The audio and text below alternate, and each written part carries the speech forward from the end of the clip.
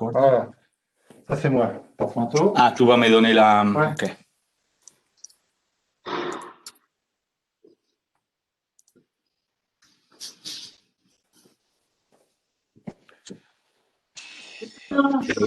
Hello. Elles sont petites. Tu m'entends bien? Je t'entends parfaitement, comme si tu étais à côté. Tu m'entends pas? Si, si, je t'entends. Ah, ok. Ok. Tu m'entends? Oui. Alors, je sais pas comment je passe la C'est main. vrai que si tu essaies de sortir, tu peux me passer la main. D'accord. On peut tester ça. Quitter. Mettre fin à la réunion. Non, quitter la réunion. Non, quitte.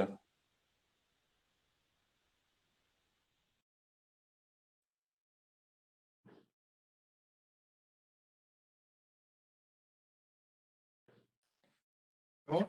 C'est bon. J'ai mes poumons qui partent en morceaux. Ça fait si longtemps que tu... Ouais. Et qu'est-ce que je fais ici? C'est bon, là, tu me diras s'il y a des gens qui peuvent joindre ou pas, parce que... Oui, j'ai un lien YouTube. Hein. Ah, ok. Oui, parce que comme je suis parti, Ok. je sais pas si vous... Ah, oui. Bah, je viens de rejoindre avec un dossier compte, alors c'est bon.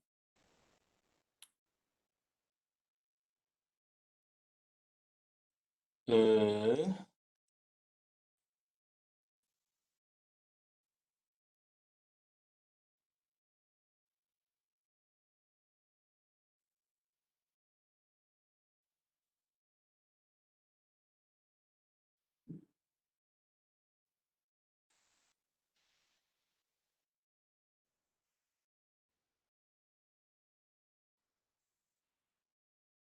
Hello.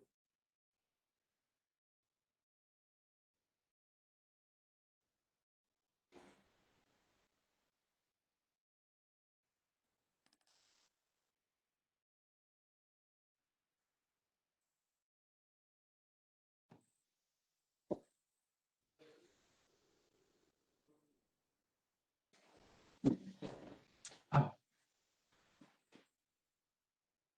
Oui.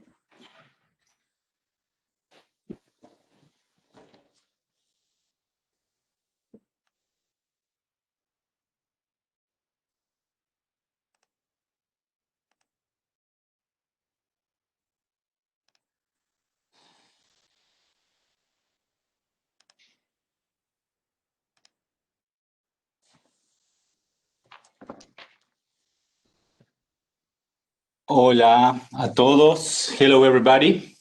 I'm checking if this works. Please tell me if you can hear me. Por favor, dígame si me pueden escuchar. There is normally a 10-second delay between real life and what you are seeing. Hay 10 segundos de diferencia entre lo que digo y lo que ustedes escuchan.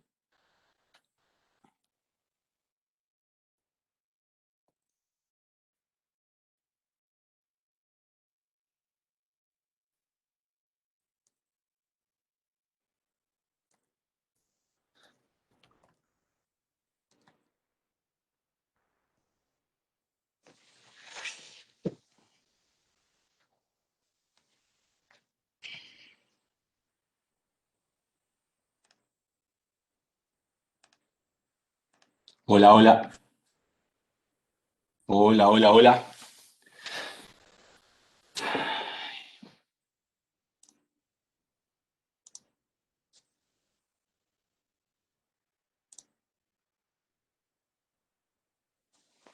Ay, déjate de...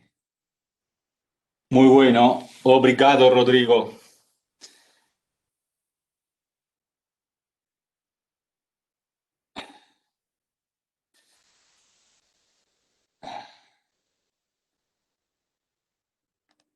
Tengo un dos.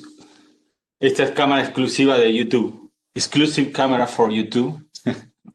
Merci, Guillaume. Maybe I won't put second camera too much, Renzo's, but okay, this is for everybody.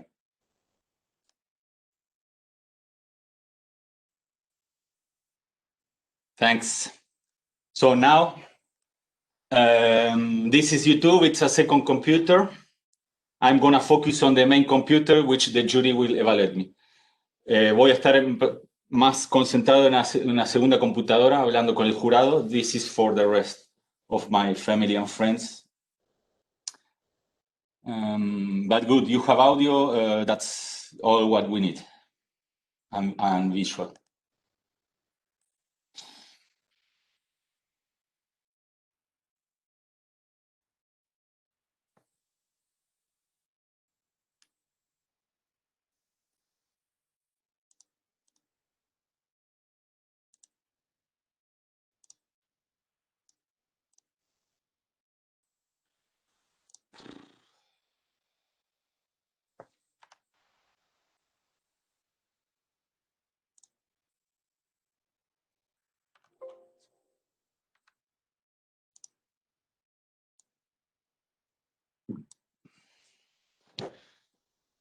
I'm gonna cut the mic.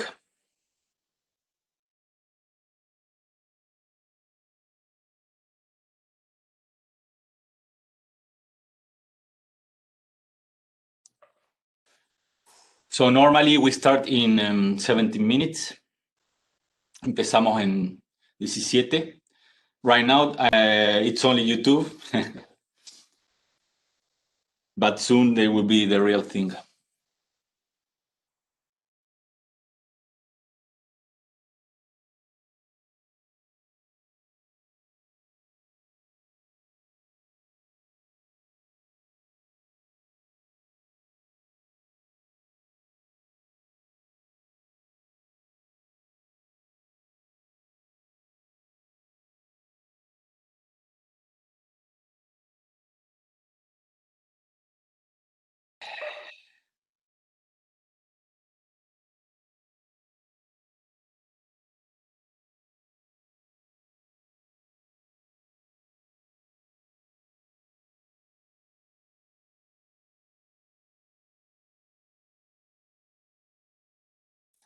I think right now the jury is deliberating privately and they will come in the public room. Ahora el jurado está deliberando de manera privada y luego va a estar conmigo en 15 minutos.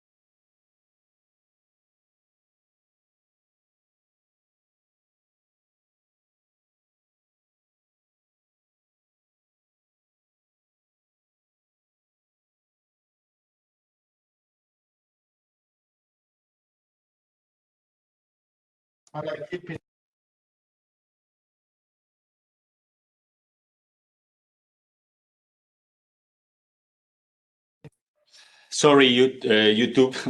The sound was on mute. You couldn't hear. I hope you can hear me now. Perdón, había cortado el audio. Espero que ahora me puedan escuchar. This is why it's good to start early. Es por eso que hay que empezar un poquito antes.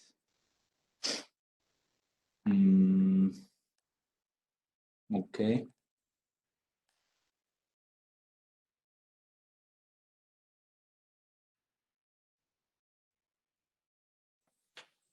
Good. So I need to prepare. I need water.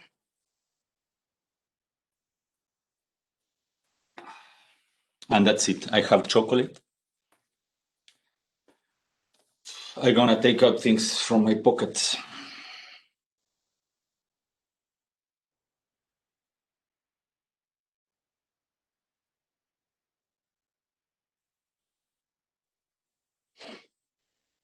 Okay. No much hair to comb. Yorgos, hi. Please tell me, how can you hear me properly? Good? Nice. Everything is right. Nice. So this is how it's gonna be.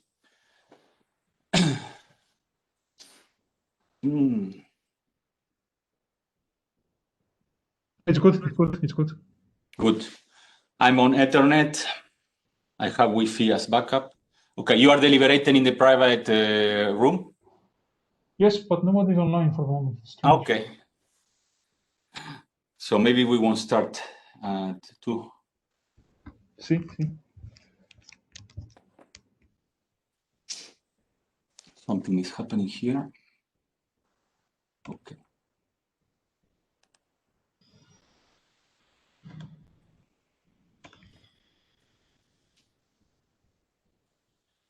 Thank you, Rodrigo, for the clothes. Hola, Farah. Okay, when the real thing starts, I won't speak to YouTube. I will only focus here. I think I'm ready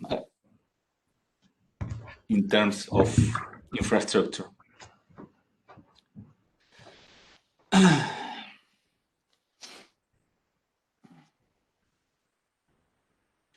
I cannot wear a mask because I'm the only person here. That's why I'm allowed not to use a mask.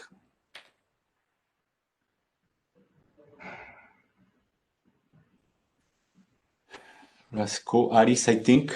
Hello, Aris.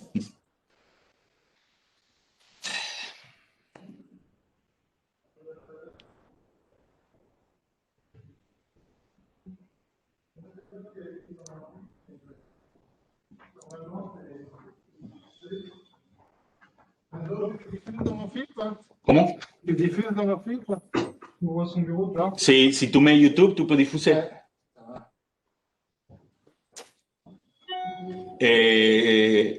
Si quelqu'un a les liens YouTube, vous pouvez diffuser. Mais là, j'ai pas le temps pour faire ça maintenant.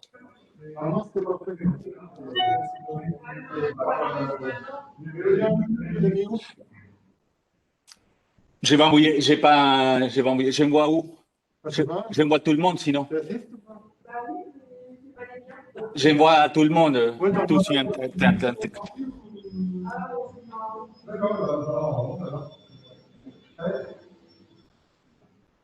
T'as vu? J'ai compris pardon. Ça fait longtemps que je les ai pas utilisés. Bon, l'avantage c'est que je n'aurai pas trop de mal en vidéo. Yeah, there was no sound on YouTube, sorry.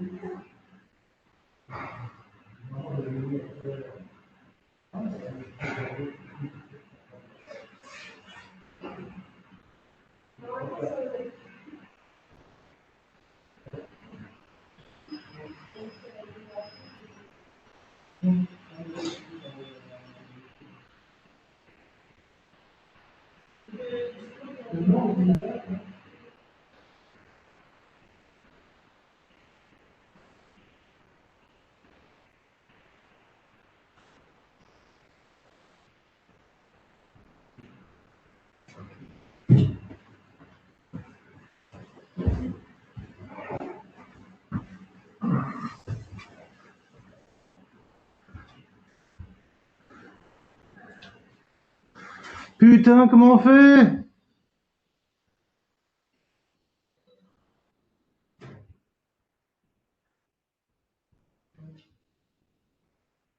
Attention, Laurent, que tout le monde t'entend à YouTube. Bonjour. Bonjour. Je Désolé. t'entends. Quand tu m'entends? Allô, bonjour. Bonjour, bienvenue. Alors, Oui, je t'entends, Laurent. c'est très compliqué. Alors là, il y a Renzo qui me dit qu'il m'entend par des haut-parleurs. Je ne sais pas d'où ça vient. Je pense que normalement, on est dans le salon privé. Parce que c'est Yorgos, tu as le même Ah, c'est microphone Yorgos, que Yorgos. Ah, d'accord, c'est Yorgos. Ok. Il faut qu'il coupe Ouais, Yorgos on va le couper son. ça. Oui. Voilà. Il y avait un autre ordi. Je quitte la réunion. C'est. C'est pas coupé, hein? Ah, là, c'est coupé. C'est coupé, c'est coupé. Non, c'est pas coupé puisque tu es encore là. Si, c'était. Live.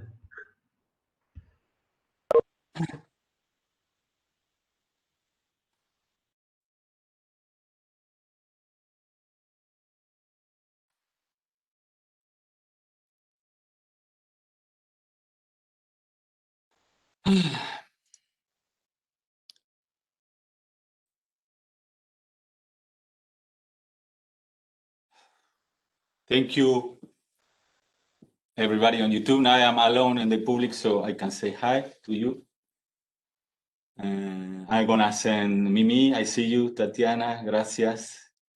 Juan Carlos, Tania, Tommy, besos.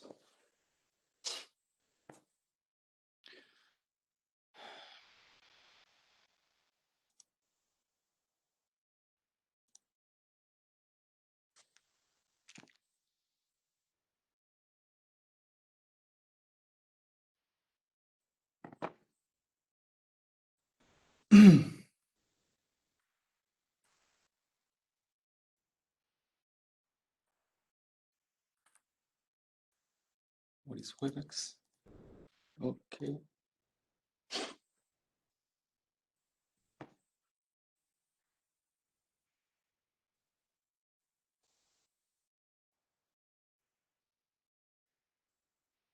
Thank you, Emily. Yes, breathe.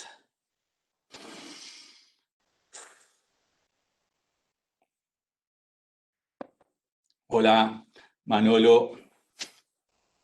When the real stream starts, I won't be able to interact with YouTube, of course. Okay.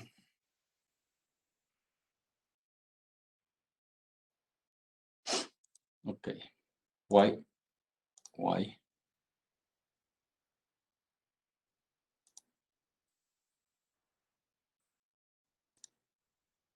Oops.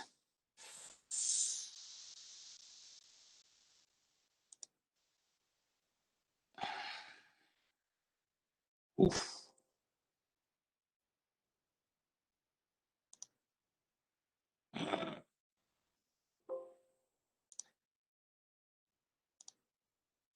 Are you kidding me?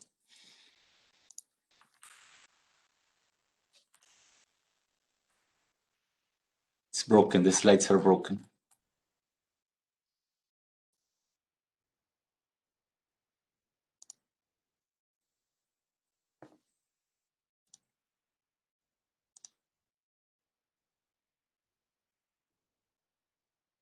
Okay. I think it's...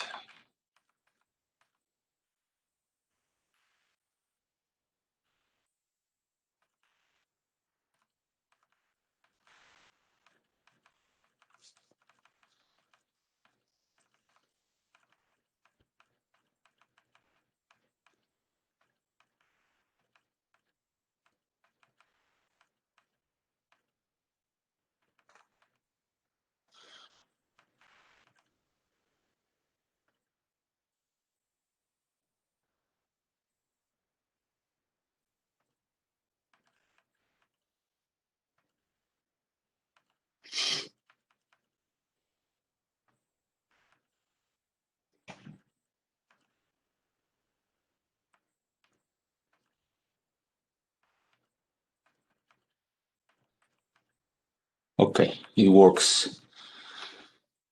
Lesson learned again. If I'm broke, don't fix it. I almost corrupted my slides because I close. Oh my! Now I think I'm good to go. No, never touch. If things aren't working, if you don't have the time to fix them, don't touch them.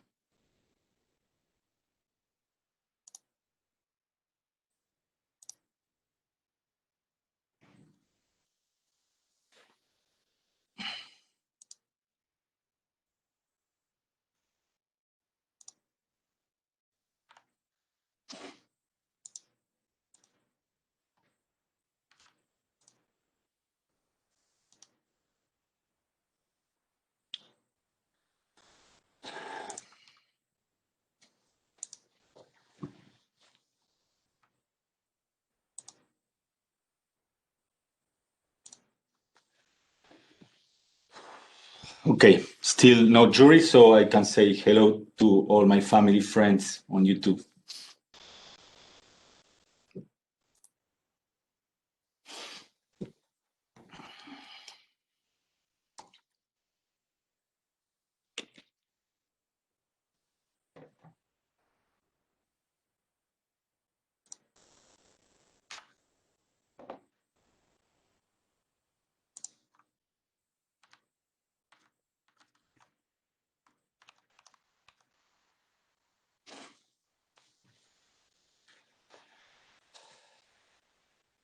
Gracias, Maticolis.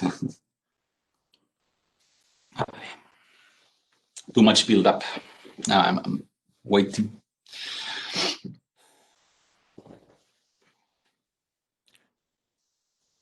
Changing things, real places.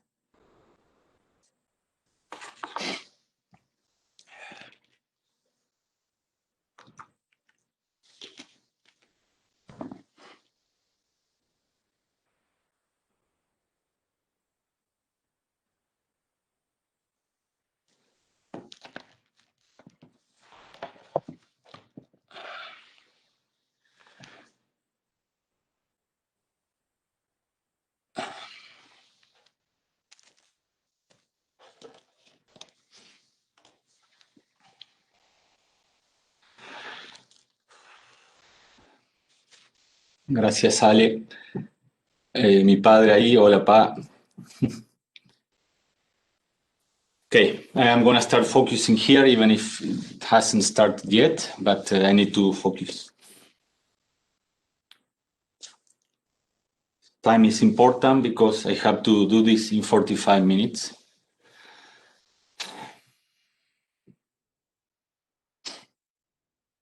So I need to keep track of time.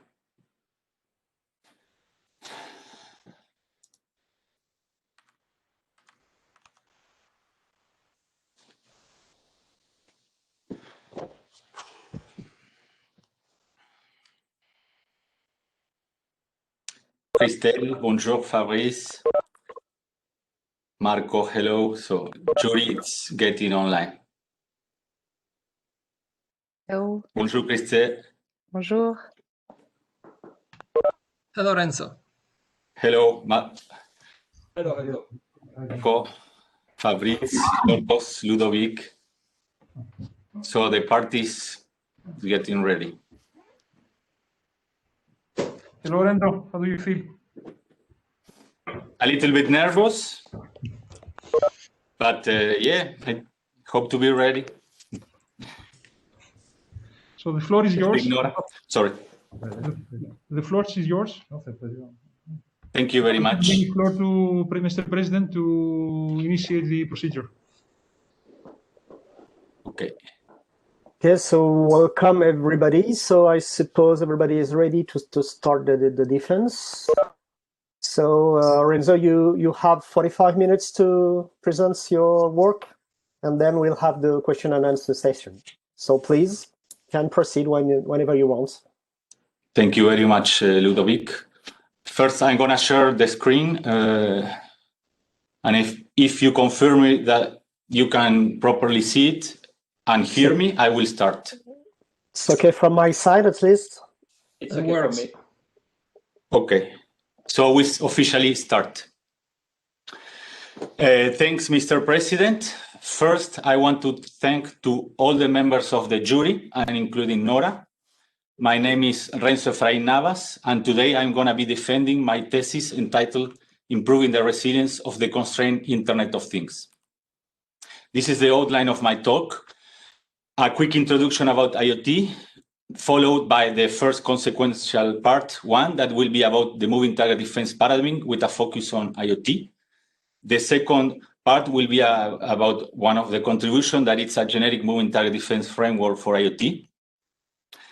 The part 3 will be about concrete MTD techniques for IoT system, in particular a physical layer 1. And finally, I will briefly conclude. So, since the dawn of mankind, ancestors made use of things in order to obtain survival advantage and modify the physical world to their benefit. These human-made things evolve and multiply over time, and today are part of our modern lives. The internet, on the other hand, is a more recent concept that describes a global system of interconnected computer networks. The internet allows for exchange of huge amount of digital data around the globe in a question of milliseconds. Things that were otherwise not possible today are, like right now, you can see a live stream of my digitalized voice and appearance. More recently, in 1999, the concept of the Internet of Things was born. IoT is about providing network connectivity to historically unconnected things. These connected things have sensing capabilities and are at the frontier of the digital and physical realms. They can allow for the optimization of existing processes or even the definition of novel ones. And IoT systems are a reality. They are present in many aspects of our modern society already, like your own house, smart cities, transportation, agriculture, or even in industrial process, what is being called the Industry 4.0. However, not all things are made equal, and on this thesis, we focus on the constrained Internet of Things, as the one you see in the picture. That's a node. A constrained IoT node is a cheap computing device with network and sensing capabilities. However, a trade-off, a drawback, is that it's constrained in terms of resources like CPU, energy, or RAM, or other resources. These constraints mean that things possible in classical computer systems maybe are not possible in constrained IoT, which can lead to ugly consequences. Some of these ugly consequences are that security aspects in early IoT nodes development and deployment were neglected because they were easy to apply. And the current security is weak. So millions of currently deployed IoT nodes are open possibilities or vectors for cyber attacks. We'll present two examples. First, a denial of service attack based on a real case that happened in 2016, the Mirai bot network. An adversary compromised millions of these IoT devices and used them to target IP packets to, in this case, to a critical network infrastructure of a country. And it succeeded. A second example, I call it the insider node attack, and it happens in a local network, which could be your own house, for instance. Imagine you bring a new and cheap device and you purposely introduce to your local Wi-Fi. However, you never know the firmware and hardware that is inside the node in general. And it can happen that the day of tomorrow, this node could become an adversary, maybe he always has been, and he will try to disrupt the normal behavior of other of your devices, like in this case, your coffee machine, or even try to steal confidential information that you had in your local network. Ideally, we want IoT systems to be resilient to this and other kinds of attack. What is resilience? Resilience is a generic quality of a system to withstand unknown attacks, and even if under attack, keep providing the service it's intended for. A first relevant question is to ask, is it too much to ask resilience for a constrained IoT node or system? And this is the goal of my thesis, to answer that to the positive. No, it isn't. The goal of my thesis was and is to improve the resilience of constrained IoT systems. How we are going to do it? There is several ways to do it, but we focus on using the moving target defense paradigm. We continue with first the part one of my expose, in which I will present the moving target defense paradigm in a general way, and then move to the particular case of the IoT. First, the motivation for MTD. Historically, computing systems are static. This is a fact, or was. So in the static case, information that we can learn about a system is always valid in time. This has a beneficial advantage for legit users of systems like me and you, and maintainers of systems. But there are other kinds of users that are not so beneficial, attackers, which will use this information to their advantage, and they have unlimited time to study a given system, try to find an exploit, and craft and launch an attack. In the case of the system being static, the attack success is guaranteed. So this is what's called the information asymmetry between static systems and attacker. MTD will try to rebalance this asymmetry. So the moving target defense paradigm was proposed in 2009 with the intention to disrupt this situation I explained before. I will gonna give a high-level intuition of how it will achieve that. First, this is a generic system, a computing system, and the interface of the system with the rest of the system or universe is called the exploration surface. The exploration surface is not necessarily a vector of attack, but those interfaces is called the attack surface. So to improve security of a system, a classical approach on system security is to try to find the exploration surface and reduce it by patching the bug. But this needs an active from the system designer. And also is costly because you have to propagate the changes. MTD proposes to do differently. He proposed to choose strategical components of a system and make them dynamic in the hope to also move the attack surface of the system. So now the attack surface will be moving in time, which now we rebalance the game because now the attacker is limited in time to use the information he gathered about the system. So MTD has gained some traction since inception, and there's currently around 600 peer-reviewed articles, and they can be categorized in three main areas. MTD theory, it's about mathematical models, evaluation of techniques, that is metrics, and finally, the MTD techniques that are meant to be used by real system. We are going to focus on this aspect of MTD, concrete techniques. So a concrete MTD technique first has to answer a basic design question: is what component we are going to move on a system.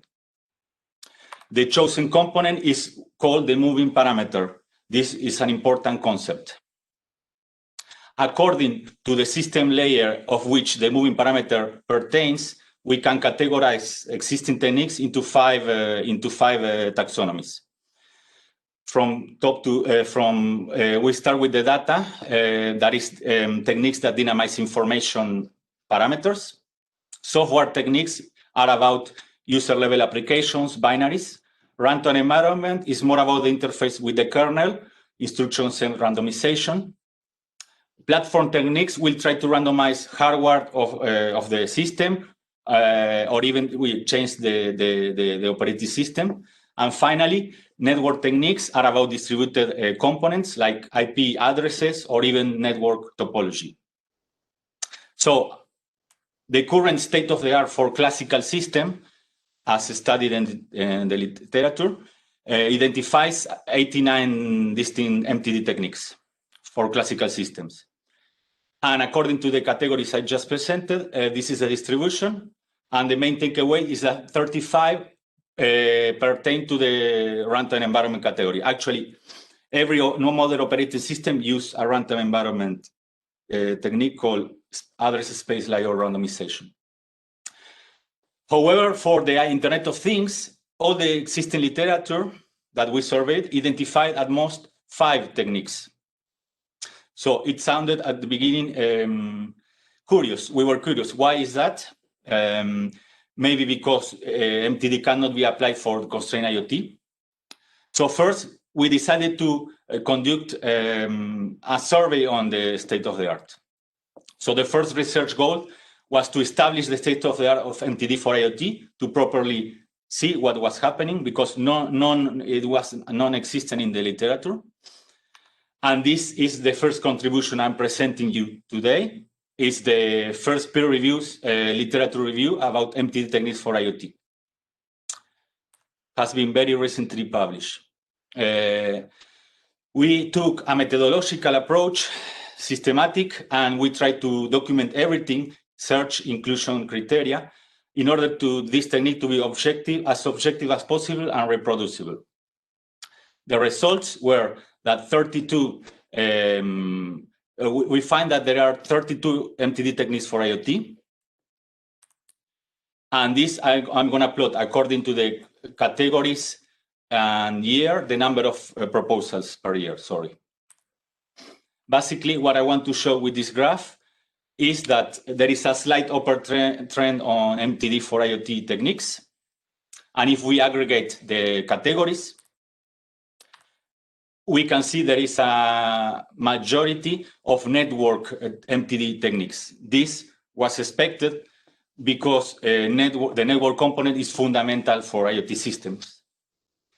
And we also look at answering other kinds of questions, since we were surveying the state of the art. What is the real-world usability of these existing techniques? And what are their security foundations? Are they strong? So we took an evidence-based approach. We look for evidence on the articles themselves. So as for the first question of real-world usability, we look evidence in if the given technique was implemented or evaluated. 50% of the techniques were implemented, and we consider that as strong or very strong evidence that that given technique can be used in a real-world environment. 37 had weak or mild evidence. That meant it was not implemented, but at least evaluated analytically or by simulation. Finally, 30% were not implemented or evaluated. As for the security foundation of the techniques, the second research question, we look for evidence according to if the techniques use strong cryptographic primitives. Here we make an hypothesis that is, if the system doesn't use strong crypto, an adaptive attacker can study the system and learn the way the system moves, replicate and neutralize the effect of the MTD. So 34% of the techniques use strong crypto primitives. 28 used either weak, already known to be broken, or homemade crypto without proper proof. And the majority of 38 use no cryptography at all. So as a takeaway, as for the real-world usability, we found good evidence in the existing techniques, but the security aspect needs improvement. So we focus our following research on trying to improve the MTDs, especially on the security aspect. So we enter part 2 of my presentation, in which I will present a generic moving target defense framework for IoT systems. So now we established we want to make the MTD for IoT more secure. The ultimate high-level goal is to improve the state of the art of MTD for IoT. We aim high. How we are going to try to achieve it? First, establishing sound cryptographic foundations. Secondly, we want to try to propose a generic MTD framework for IoT, but in order, the ultimate goal is to instantiate concrete moving target defense technique, which will actually leverage on this framework. I'm going to start with the solid cryptographic foundations. So here we see this is a modern cryptographic block. Is a string chipper, in particular ChaCha20.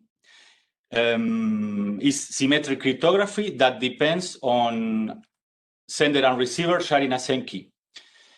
I'm going to explain the high level how it works. It takes two inputs.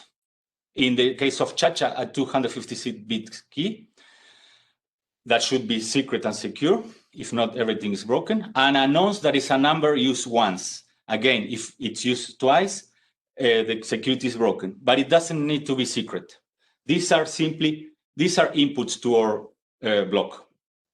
The block will proceed to apply a deterministic transformation, mathematical, to give us as an output cryptographically secured pseudo-random bits.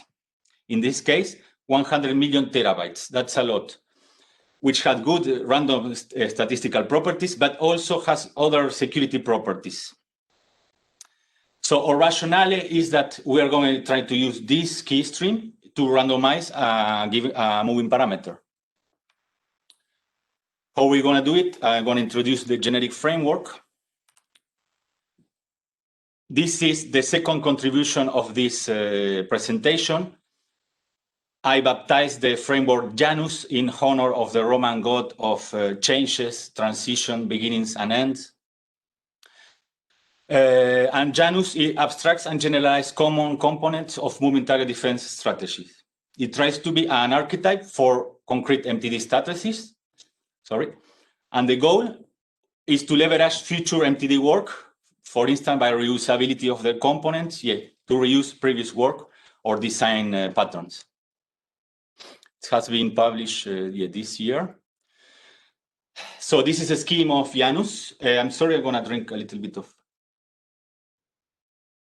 At the center, as we said, we have security. We have a string chipper. In the particular instantiation, it will be Chacha. But okay. Bottom right, I have an acronyms helper because there are going to be a lot of acronyms on this slide. The first module and the square, the center of Janus, is the stream chipper, which is a more generic module that it's called cryptographically strong pseudo-random number generator.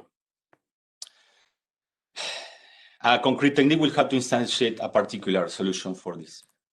Then we have a static parameter on the system, which we will want to transform into a moving parameter. As I hinted before, we are going to use the high-quality random key stream plus the static parameter. And we are going to apply a mathematical transformation with these two inputs to obtain an output that will be the moving parameter. This is a second module that I call the moving parameter mapping module. It will be about mathematical functions. Then we have the key that needs to be secret. And because Janus is meant to be used over distributed systems, this key has to be agreed by more than one party. Hopefully, this is a well-studied field on system security, and it's called the authenticated key establishment problem. So there are many protocols out there that allow us to agree on a key in a secure way. And fourth and final, we also have the nonce as an input, which the problem of how to achieve a nonce distributedly, I called it in Janus the authenticated state synchronization problem. And I basically representing as the problem of agreeing on a system state in an authenticated way. And it doesn't need to be secure as a key, but we all should agree on a value authenticated. For instance, the notion of time is very useful to give us an example. We all agree now is 2:20 on Wednesday night. And these four blocks compose what is called Janus. I'm going to show how Janus will work over a distributed system. We have two nodes that will communicate over a non-secure channel. It's a good hypothesis to make that the channel is insecure. So first, we're going to agree on a key using an IKEY state-of-the-art for IoT protocol. Then we should agree on a system state. And as we saw before, once we have this input, we can deterministically produce an output. The output will be the moving parameter. And on the bottom, right now the both parties could agree on a moving parameter value. But of course, the goal of MTD is to change the value in the domain of time. So one way to do, well, the only way to properly do it is by changing the inputs. So either we change the key or the state or both. The key is a more expensive operation, so we decide to change the state. So the nodes should agree on a new state over the channel. So it's an event-based, it's an active change of state. And once we agree, again, we can have a deterministic MP value. So this is an event-based. Another way to do it, thanks to the notion of time, to the notion of time, if every node has a real-time clock, so it's being blessed with the knowledge of time, once they synchronize in time, they can agree on a fixed period length, and every time the length is achieved, they change the input state without the need of exchanging more information on the channel. So they change the state after 1 hour, for instance, and again we change the output. So this is a time-based way of changing the moving parameter. Finally, to conclude the presentation of Janus, it generalized to n nodes over a distributed system. It suffices that they agree on a key and on a state, and they can deterministically agree on a distributed moving parameter value. So Janus defined how we move the moving parameter, but what to move is left up for the decision of the designer when he will instantiate a particular technique. It can be any distributed component. So now that we have a way to more or less create techniques, we are going to instantiate concrete MTD techniques. This is part 3 of my presentation. Concrete MTD proposals. We use Janus to propose 3 network MTD techniques over the course of my thesis. A physical layer proposal using the OSI model layer, network physical layer, a transport layer 1, and an application 1. Also, we propose a secure time synchronization protocol for constrained IoT nodes. This latter will be like a particular solution for the state synchronization problem. All this was published, fortunately. Unfortunately, I don't have time to present all, but I'm gonna choose to present the physical layer proposal. I'm gonna need to introduce some background concepts. So now I'm going to introduce the concept of a jammer. Here we have 2 entities that want to communicate, Alice and Bob, and in the middle a channel. Here I modelize as a 5-layer OSI model, tries to approach reality. In classical system and also IoT, in general, we achieve confidentiality and authentication and other security services at the transport layer. Once we achieve this at a given layer, everything that goes on top of that layer also has the same assurance. So Alice and Bob can exchange securely their information. However, if we go back to the Mirai, there is a kind of attack called denial of service, which tries to simply disrupt the functionality of a given layer. In this case of Mirai was the network. Imagine they succeed, for instance, by sending a lot of IP packets in this case. So now, if they succeed, this given layer will no longer provide its service, and all upper layers are disrupted, so no more communication between Alice and Bob. Indirectly, he broke the communication. When denial of service is targeted at the most fundamental physical layer level, this is what, neither of the other layers work, and this is what is called a jamming attack. The act of purposely disrupting the physical communication channel. I have bad news, and those are that the jammer's success is guaranteed if he has enough power by simply the laws of electromagnetism, Shannon-Hartley theorem. However, we can mitigate the effect of a jammer on the system, and this is called anti-jamming, try to mitigate jamming techniques. Here we see a classical narrow band system, not anti-jamming.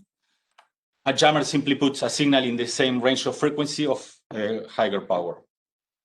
Anti-jamming techniques like frequency hopping spread spectrum try to distribute the signal in the time frequency domain. So for T1, now the signal will move on frequency, on T2 again, and so on. So now the jammer has to increase the needed resources in order to jam the system. The resources could be power, he can use more power, he succeeds again, or strategy is complexity, try to follow the pattern. As I take away of this slide, spread spectrum techniques are based on sender and receiver legates, knowing the same spreading sequence, but not the jammer. Another kind of techniques of spread spectrum is direct sequence. This is the one I will use. And here I present the high-level principles. We have a transmitter and a receiver node. Again, it's based on sharing the same sequence. So the transmitter wants to send a given information signal, and he will apply the DSSS modulation. What DSSS does at a high level is that it spread the signal in the frequency domain. The power of the signal is still the same, is the area below the curve. And he will send this over a noisy medium. And the receiver, once he gets the signal, he should apply a sort of, DSSS demodulation technique. And because he has the exact same sequence, he can succeed in the act of retrieving the original signal, disparate it. If we use a second sequence, we can again do the same. And as long as the receiver has this same sequence, he can retrieve the original signal, and so on for different sequences. So as a takeaway, this is high level. Important properties of DSSS. It has low power density. It's like buried in the nose. If we see the medium with a spectrogram, we cannot detect the signal. He also has low narrowband interference rejection. This is what happened to the signal. We can still recover the original signal for a given power, right? And also has multiple axes. All these three signals can be sent at the same time and properly recovered, as long as the sequence have low correlation properties. We will talk more about this later. So this is my proposal, a network MTD physical layer proposal. It's under Maneiro review. And again, a little bit of motivation. This is a classic anti-jamming system. In general, okay, by definition, we are resilient to jamming. However, most of these systems are not resilient if the jammer is an insider node. This insider can, by definition, cut his own link, but he has, he has non-negligible information about the other nodes, so he can potentially disrupt very power efficiently their links. We propose a proactive approach. We expect for the worst, in which the system each communicating pair has unique and independent, this is important, independent anti-jamming parameters. So this uniqueness and independence is determined with different colors in the scheme. And we are potentially resilient to insider node jammers. Why? Because he won't have enough information to very power efficiently jam the other links. Our proposal is based on Janus, and a little bit of high-level detail. The nodes in the system will share the state, but every pair, they have a unique key. We follow the Kirchhoff first principle. The only secret thing will be this key. And the moving parameter will be the spreading sequence of a DSSS system. Yes. I call these sequences cryptographically secure pseudo-random sequences. Yeah, not too bright name. They are novel in the literature, and they are a subset of another families. So once we have our system, we want to implement in order to evaluate the effect of insider jammers on these kinds of systems. We implemented in MATLAB with 4 transmitter nodes, and we are going to evaluate 2 types of jammer. The one is well known from literature, is a broadband noise jammer. Basically, he puts Gaussian noise over the channel, but it will allow us to establish a baseline in jamming and also to validate that our implementation is correct.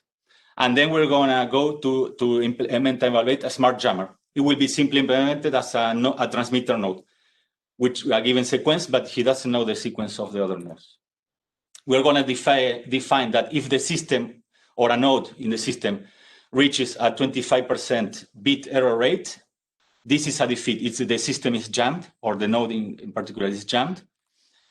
And as we say, we measure the jammer power efficiency, how much power he needs in order to induce a given bit error rate on the system, in particular the 25%. Finally, the jammer power will be measured as a jammer to signal ratio. And it's in relative terms with the power of a transmitter. And it's expressed in logarithmic scale in decibels, logarithm of 10.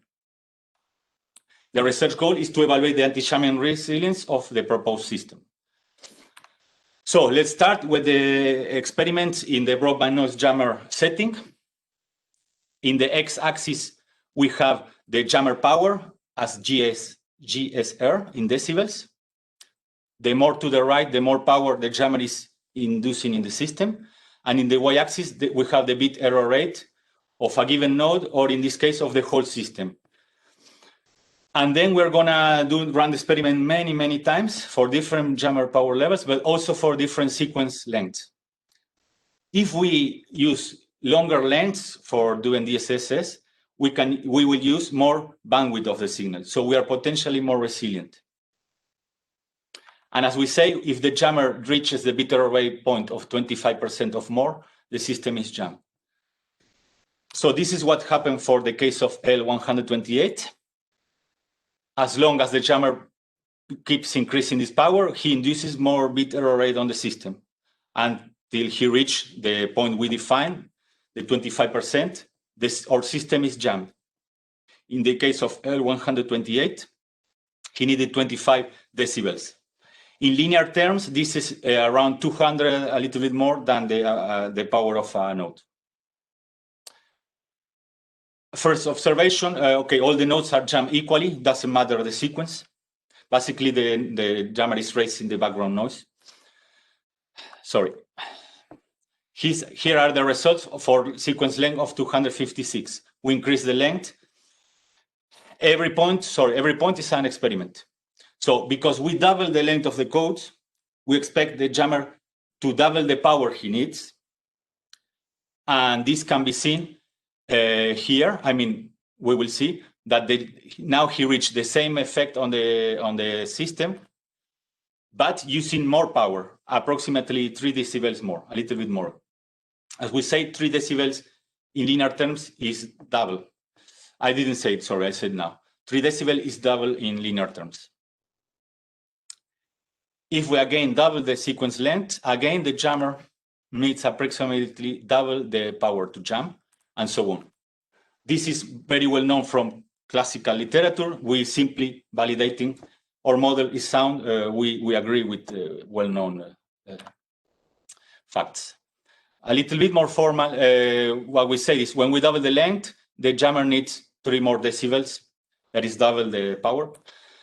So in general, we say when we double the length, we got a 3 decibel resilience gain. I want you to remember this number, 3 decibels, and that in linear terms is the double. So now we go into the more interesting setting is when the jammer is more intelligent. He has information about the system, everything but the sequence, and he will try to jam us. Again, in this case, I will only plot the result for sequence length of 128 bits. Again, the plot has power in the x-axis and bit error rate induced on the system, or in this case, on every node differently. Yeah, sorry, I didn't mention bit error rate. Here is in logarithmic scale. I missed that. And we plot again the broadband noise jammer as a reference, the one we just saw. If you remember, it needed 25 decibels to jam the system. And now we will expect that he will use less power in order to jam the nodes because he has much more information about the system. Also, I want to say that anti-jamming technique that is not insider node resilient, it will be defeated with a GSR of 0 dB. 0 dB is a signal of the same power because he can simply send the same sequence of a given node, and with the same power, he already disrupts at 25% bit error rate. but our system was designed not to be prey of these kinds of attack. So I'm gonna plot, sorry, I will plot everything at the same time. And a first observation we see, this is what happened for the 3 nodes on the system. The 4 node we assume is the one that got compromised. And here we see that each node gets defeated or jammed at different power levels. So first difference from broadband noise jammer. What else? We can see that the graph looks similar, but simply at different levels. And we validate what we informally know, that is the smart jammer needed is more efficient. It needed less power in order to jam the nodes on the system. He used between 7 and 18 decibels, while the broadband needed 25. So what will happen if we we multiply by 8 the length of the coast? We're gonna use more bandwidth. So for the broadband noise jammer, we know the jammer needs more power. Now we're gonna measure how much, if more power, needs the smart jammer. Sorry, I get a little bit. Let's go to the next scenario. We have longer sequence of 1024 bits, 9 decibels for the broadband noise jammer. Again, we put it as a baseline. The axes are the same as before. And let's see what happened with the nodes. Again, each node gets at different levels with same shape. But again, now we can informally observe. I'm gonna prove this. I prove this analytically on the manuscript, but I won't do here. But we can see a shift to the right, meaning the jammer needs in overall more power than in the case of 128 bits. Now he's using around between 12 and 26, while before he needed between 7 and 18. So we effectively increase the resilience of the system. And our goal, of course, our ultimate goal is to predict when this happened, and not for our 3 little nodes in MATLAB, but to any node on any system that uses our sequences. So basically, we want to generalize and to find an analytical expression that can predict this point for any given node. We found an analytical expression based on the literature. So we can predict this exact point as a function on what is called the normalized cross-correlation of this involved sequence of the node and the sequence the jammer is used.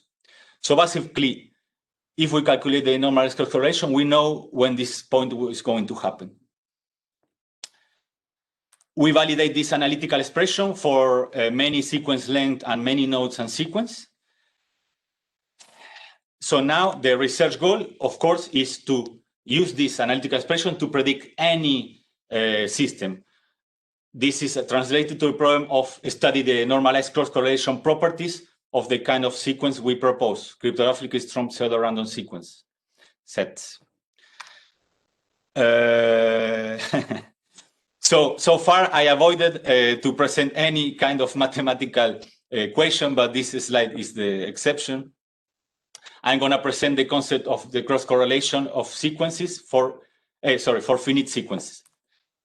The correlation is a scalar value that measures similarity between 2 sequences. The cross-correlation of sequence A and B of length L, finite length, cross-correlation if the sequence is not the same, is defined as follows: is the sum of the element-wise multiplication of the vectors.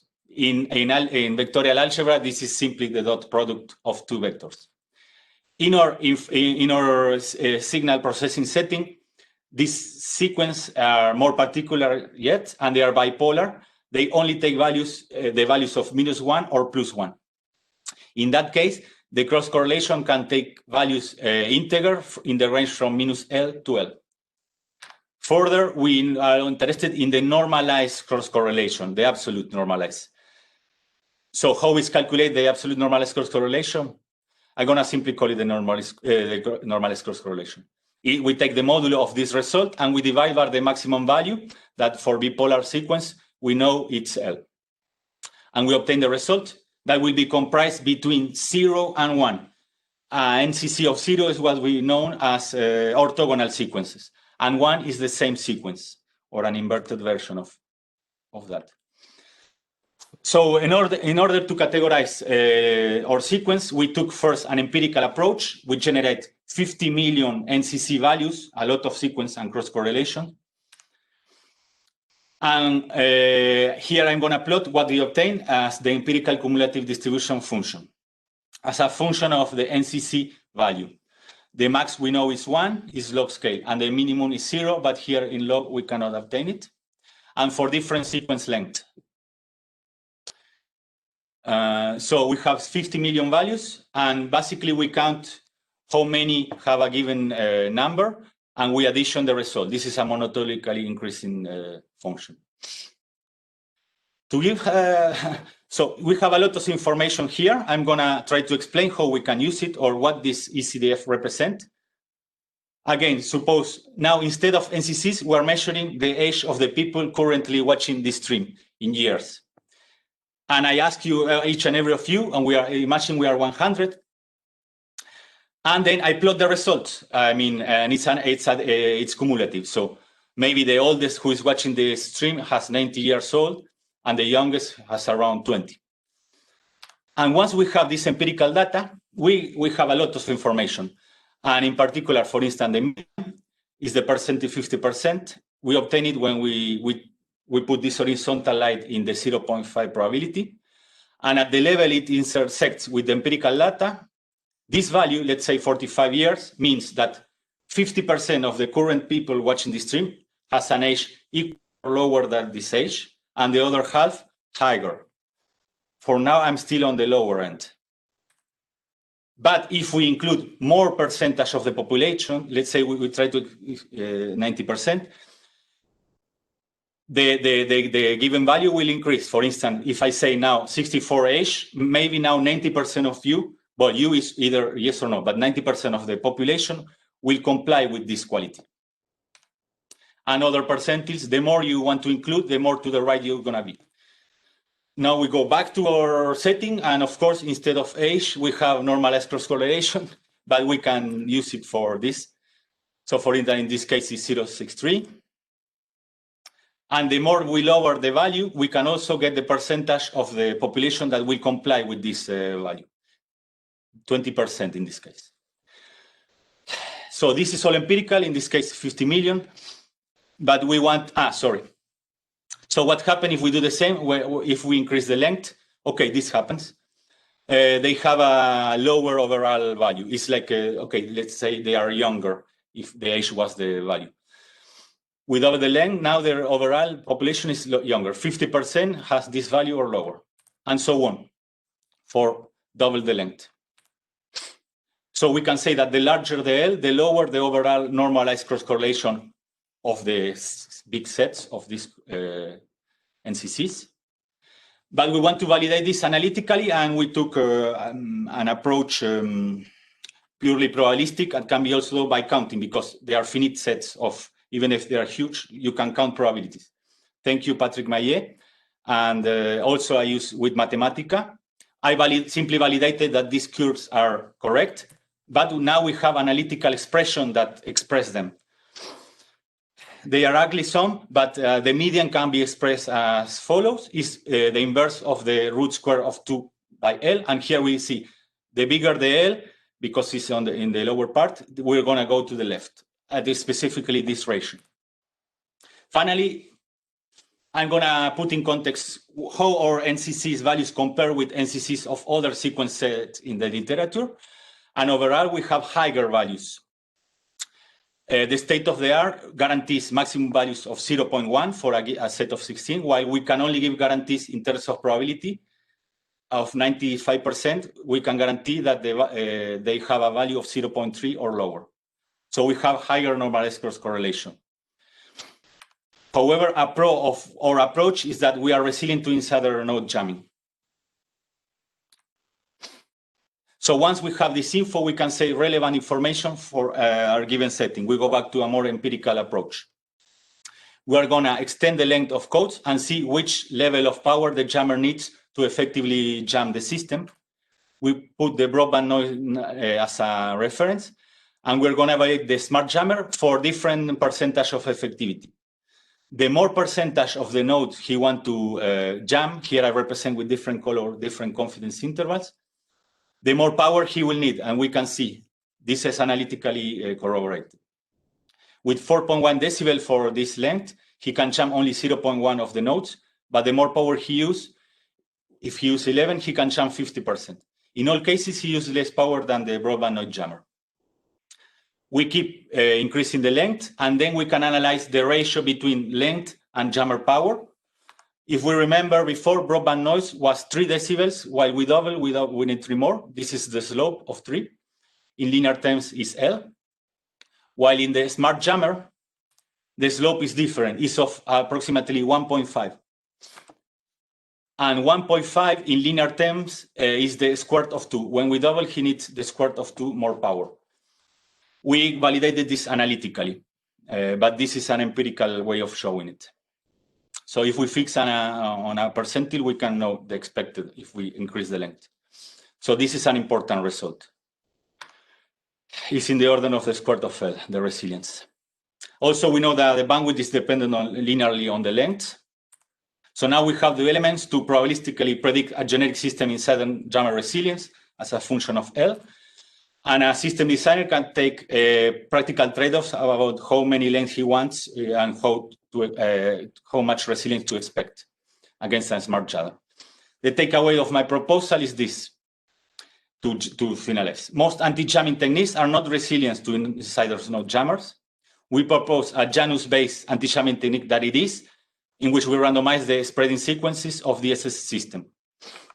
We can predict the anti-jamming resilience as a function of the spreading sequence length, L, and we also provide a fundamental study of the normalized cross-correlation properties of the so-called CSPR sequences. To conclude my presentation, we show that MTD is a desirable and usable cyber defense paradigm for IoT. We established a state-of-the-art, and we found that it lacks sound security foundations. We propose Janus, a moving target defense framework based on solid security principles to leverage the definition of novel MTD techniques for IoT. We instantiated 3 Janus-based MTD techniques of the network category. Finally, as future work, MTD can be very useful for using the software-defined radio technologies to randomize physical layer components. The Janus framework in itself can be improved in multi-moving parameters in the same domain, or having formal proof of the security composability of its components. And finally, for the physical layer proposal, it will be nice to have it on real hardware, on real IoT use case, other adversarial setting, adaptive attackers and system, and multi-user performance, evaluate multi-user in non-anti-jamming setting. And theoretical aspect will be cryptographically pseudo-random for non-binary sequences. The publication is over the course of my thesis. And finally, I'm ready for a question. I thank you very much for your attention. I stopped sharing the slide. I over 3 minutes. Okay, yes, here was just a little bit long, but don't worry, that's okay for us. So is everybody listening to me? Yes. Yeah. So we'll start the question and answer session. I don't know if you want to ask a question in English or in French. I don't know if Renzo speak French. I speak French. And Georgios, do you understand French? Yes, but we do have a member in the jury from Sweden. Okay, somebody doesn't speak French. Yes, we have. Okay, so let's go in English. So we'll start by the review of the thesis, of course. So maybe let's give the talk to Christelle. Hello. Hello, Christelle. I'm sorry, I was just disconnected. I'm on my 4G connection because my fiber just dropped. Okay, you missed conclusion and future work, maybe? Yes, but it's okay. I've reported the thesis, so okay, I think yes, I can in manage. your case, yeah. If you prefer, Christelle, you can switch off your camera, maybe. Yeah, we'll do that. Okay. So, Renzo, I wanted to thank you for the quality of the manuscript. It was really enjoyable to read with a clear story from the beginning to the end. And so the work of the thesis was well articulated, where each chapter was well motivated. And the research questions stated for each piece, for each contribution. So I also wanted to highlight the strong methodology you applied throughout the manuscript. You still hear me all? Yes? Yes. Yeah, that's okay. It's me who thanks you, Christelle, for reading the manuscript. So I also one more thing I liked in the manuscript is that you stated the limitations for your contributions. So also clearly highlighting what remained to be done in the area. So now for the questions, I have a few. So Okay. I really liked the literature review and the fact that it is reproducible. But I wanted, because this is not the very common methodology that is applied in the networking community. So can you give us some feedback on if you had to do it again, what would you change? I will be even more methodological because it was the first time I did it. The first time I read one of these kind of review, I was amazed because this is what we want, right? When we don't know what method the review used, you can a piacere, left out things or not. So I really like this methodology. It takes more time than a normal review because you have to follow it. If you don't follow a method, you can do things your own way, right? So what I will change, I will be more methodological. I was learning now, so it has to be done by more than one person actually, because if not, it will be inherently subjective, especially when applying the criteria of inclusion of exclusion. So the more people who do it, the better. Of course, our time is limited. So, but the good thing about this methodology is that you can have a very good method documented what to do, and then you can apply to anything you want to survey. I use Elsevier's research. Yes, I have some practical stuff. I use Elsevier to search for the literature. Why? Because it only contains peer-reviewed ones. At the beginning, I used Google Scholar that indexes everything, and it was very nice because I find interesting work. But it gets too huge, because it includes non-peer-reviewed ones. So better stick to one very good global indexer like Elsevier, and then follow the methodology stone. So do you think you missed some of the literature because of the way you proceeded? You can miss, why? Because at one point you have to stop, right? What I saw was, okay, I have a starting set. In this set, we obtained the original set by searching.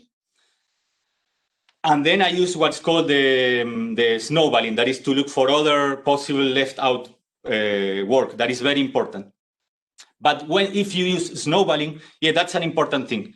If you don't use snowballing, you will probably have a small set. It's okay. But then you might left out some work. So snowballing really helps there because it looks on reference forward and backwards, and you start to capture related work, and you apply the same methodology. But at some point, if your inclusion and exclusion criteria is a little bit lax, you start to letting pass too much works. In my case, it started to happen with physical layer proposals, because at which point we put the limit if anti-jamming is not moving target defense. So what I recommend to do is put a limit to the level of iteration of the snowballing, put clear inclusion-exclusion criteria, test with a given set. If you include too much, maybe change. But once you have to fix on the values, because if not, if you modify and you already work 2 months, you have to redo everything again. So my problem is, I think I include a lot, even more than maybe should have been included, and then I put a stop. Okay, thank you. Now I have another question. on measuring the security of the different techniques. So Yes. you propose to use the Shannon entropy, and Yes. then you also measure the cost of a solution by how costly it is to change the parameters, and also how costly it is to explore and attack the system. So my question here is, how do you, because you're in the thesis, you have these two-dimensional graphs, but you have a three-dimensional problem. So how can you include these three characteristics, and eventually are they more characteristics to pick the good security approaches for a given situation?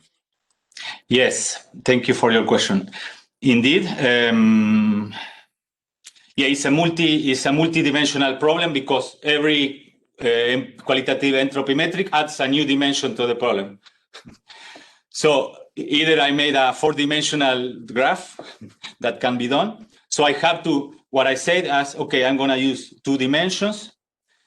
One dimension will be the Shannon entropy, and all the other metrics that were qualitative entropy measurements, I condense them into one. So it's like, I map the 3 dimensions into a scalar value, right? So maybe one critic I had on the paper when it was reviewed was this one. Clearly explain how you do this mapping. So I think I later work a little bit more on that. But basically, once you have the 3 values, you apply a transformation to achieve a scalar value. Depending if maybe in your system, one of the qualities is more important than another, I simply took a very easy approach. I defined the 3 quality metrics as integral values. And the overall quality is simply the sum of these values. It's like I give a weight of 1 to each and one. So then I capture the 3-dimensional qualitative entropy into a scalar value. We are losing information, of course, but in the end, as we cannot very precisely measure this qualitative metric, we are still with approximation. But give us a little bit of idea of how it correlates Shannon entropy versus quality of system. If, of course, intuitively we can imagine if it's very costly to move a system, it will also very costly probably to the attacker to analyze it. This relates with the Kolmogorov complexity. Sorry, I lost on my. No, but I think you answered my question. Okay. The basic. So my next question is about your architecture, Yannis. Yes. And so your proposal fit to this architecture, but do the proposals that you found in the literature also map to this architecture? Yeah, actually, I think most don't, but some yes. Why? Because in general, concrete techniques. Imagine we want to move the IPv6 address. They assume very concrete hypotheses, like we are using Ripple, so we are going to send metadata needed for IPv6 over this field on the Ripple packet. And sorry, doesn't answer the question. So in general, they focus on very particular stuff, like we already have the key and we use Ripple to send this result. But then they don't tackle the problem at this high level of we could use any authenticated key establishment. In general, they assume an key. Of course, I also assume an authenticated key establishment. But to answer your question, not all. No, in general, you lack either one part or the other. In general, you focus on the output, on the moving parameter properties. Okay. Can you talk about late, so the time synchronization protocol, and so you used a tool where you modeled the protocol to Yes. verify its security properties. And so when you try to do a time synchronization protocol, the order, the sequence of messages is very important. And in the manuscript, I didn't see how this was modeled. So can you explain how this is modeled, or whether it is modeled? Yeah. It basically, we know it's a two-message protocol. Maybe I should explain we send a message and we try to synchronize. Basically, you know that is an answer because the nonce is set to be random, right?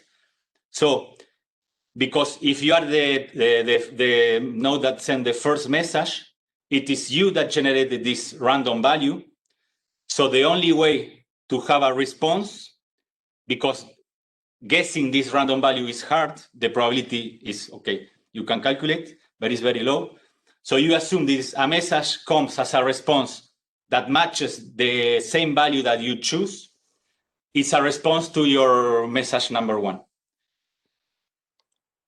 So yeah, basically you don't have explicitly this is message one. No, you send a message and you expect a response. If any given message comes and has your nonce, you assume is the response to your original message. And this is modeled in Skisser, or how does it? Yeah, that's a good question.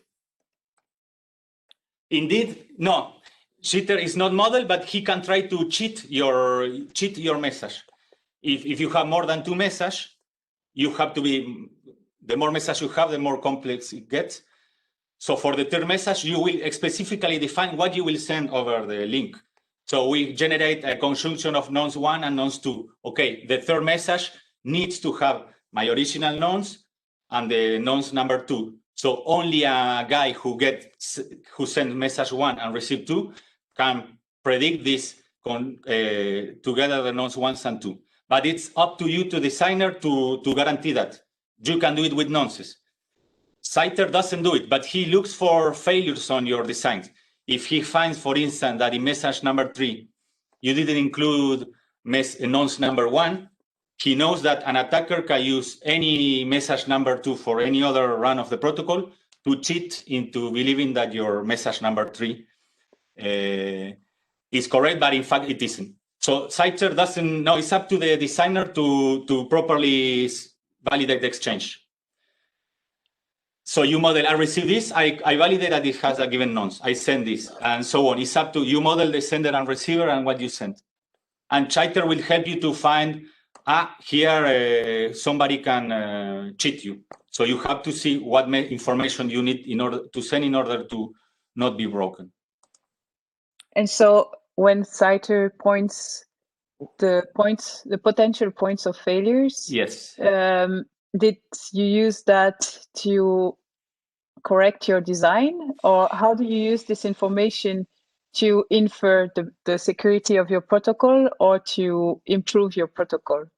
Yeah, indeed. Internally, it's complicated. I don't know precisely how it works, but he do like a simulation of many runs of your protocol, trying to find flaws.